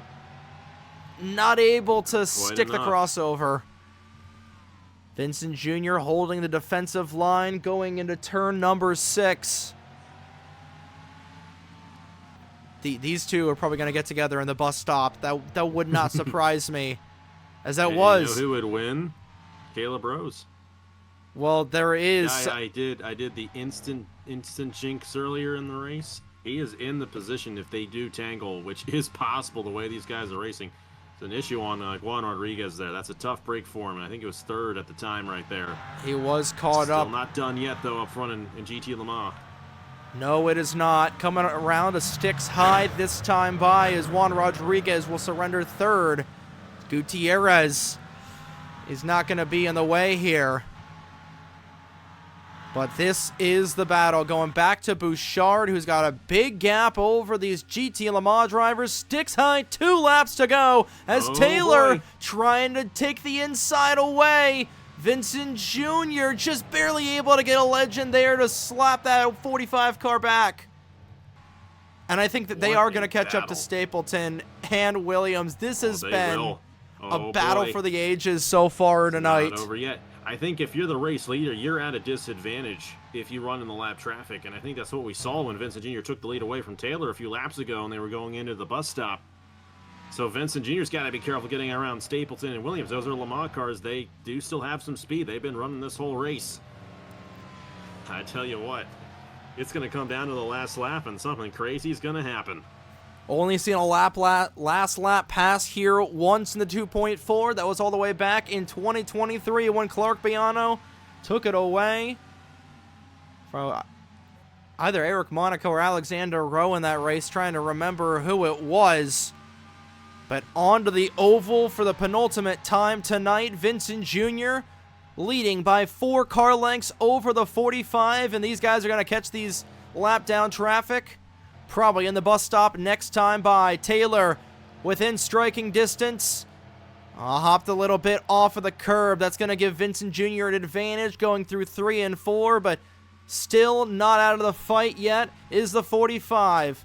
Daniel Bouchard with the air is clear all around him. Just needs to make it around 4 miles, but the gloves are off in GT Le Mans. White flag in the air. One more time around the Daytona International Speedway. Vincent Jr. versus Taylor. Taylor trying to take it going into corner number 1. I think she has so much speed on the straightaways right here, and you know what? Just like you said, they're going to get into the lap traffic right at the bus stop right here. If this rate continues... And Mike Vincent Jr., you have led the most laps in this race. And Skylar Hiller is right there, and one mistake's going to cost you the win. A lot of pressure on that 78 team right now. We'll see what he can do. Through the kink and heading towards the Western Horseshoe for the final time tonight. Offensive line looking for the crossover once again is Skylar Taylor. Can she make it stick this time by? Just a little bit off there is the 45. This is the battle for the race win in GT Le Mans. Offensive line going through 6 once again for the 78. They're going to catch up to Stapleton.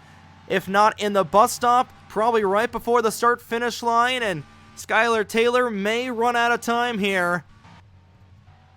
Bouchard still all the way back in the 8 car. Clear there. Up front. Stapleton is through the inner loop. Here they come. Skylar Taylor looking for one last opportunity. Vincent shuts the door on Taylor. It's going to come down to this. It's not over yet. It's going to come down. Right, she's got to run off of the corner. Will she have enough of a run to beat him at the line? That's the big question. Taylor trying to move to the inside. Vincent Jr. tries to throw the block. Here we come. Dead heat at the start-finish line. Vincent Jr. by a wheel well. 2.4 hours. And it all comes down to that.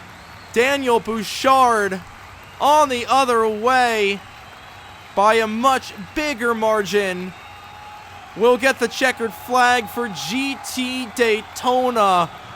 Oh, it couldn't have been by more than a couple thousandths of a second. 9 1/1000ths of a second between Taylor and Mike Vincent Jr. 2.5 hours comes down to one of the closest finishes we've ever had here in the North American Sim Racing Network. The closest finish ever in the Flowmaster Grand Touring Championship. I thought that little bobble that Mike Vincent Jr. had there at the end was going to cost him.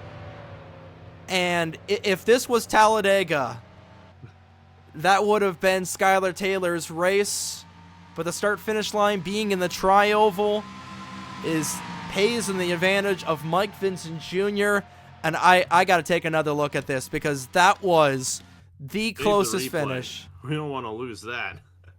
No, we're gonna take a look at this live here. Dead heat at the line. I'm gonna be honest. I was thinking about the 2016 Rolex 24. When these guys are battling near the end for just a moment, and that was a side-by-side battle between the two Corvettes in that race. I think this was closer. That is unreal. We didn't have a battle for the lead like that the entire race. That was the closest margin for the lead the entire race here tonight. 9 1,000ths of a second, 2.4 hours, 89 laps on a 3.56 mile road course. Let me do the math here. 316 miles. 317, and it comes down I think. to that. Yeah. 317 miles comes down to 9 1,000ths of a second. NR 2003, 23 years later, is still the best thing that has ever come out in anything. It definitely gaming related. You just can't make this stuff up. Wow. It definitely is. And just trying to get back to the end here as that was Caleb Rose that went back to Gatorade Victory Lane. Let's take a look at the fastest lap for the 5 bonus points. Caleb Rose will get it. Same thing with Colin Bear. But taking a look at the official standings, 9 1,000ths of a second for Vincent Jr. Skylar Taylor. What a battle between those two drivers. Stick taps, hats off to both of them. Ran impeccable races. I think it ultimately, it was that just slight advantage that Vincent Jr. had on the tires. That's what won him that race. Taylor to the inside, Vincent Jr.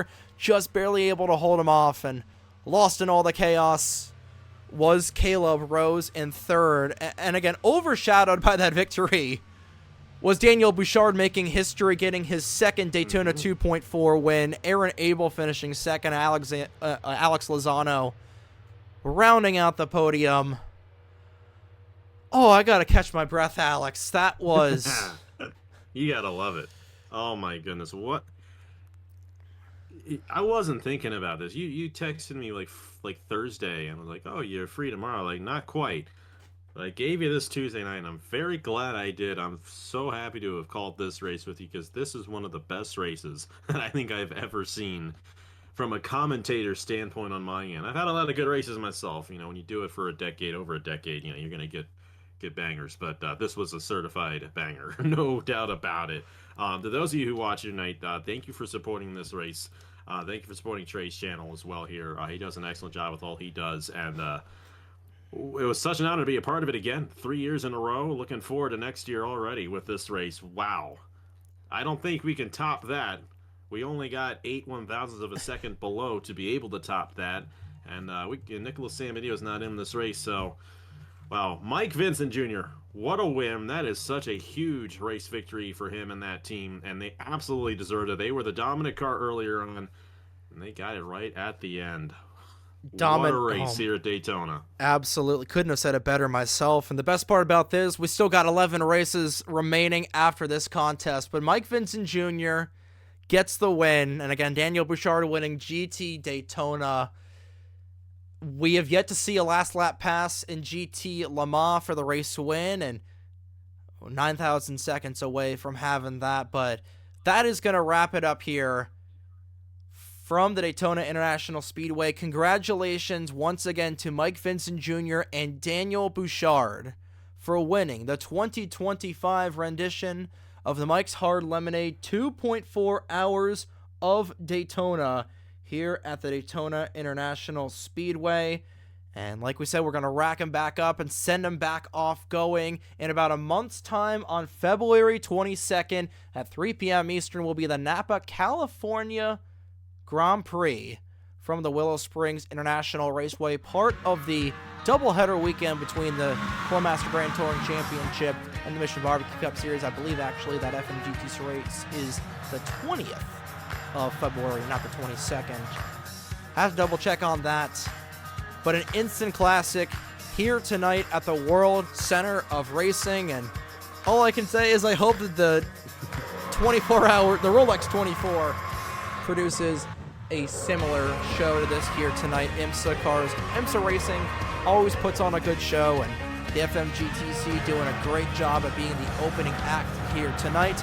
But on behalf of Alex Graham, my name is Trey Wright. Take a look at your point standings after only the first race of the 2025 season of the Flowmaster Grand Touring Championship.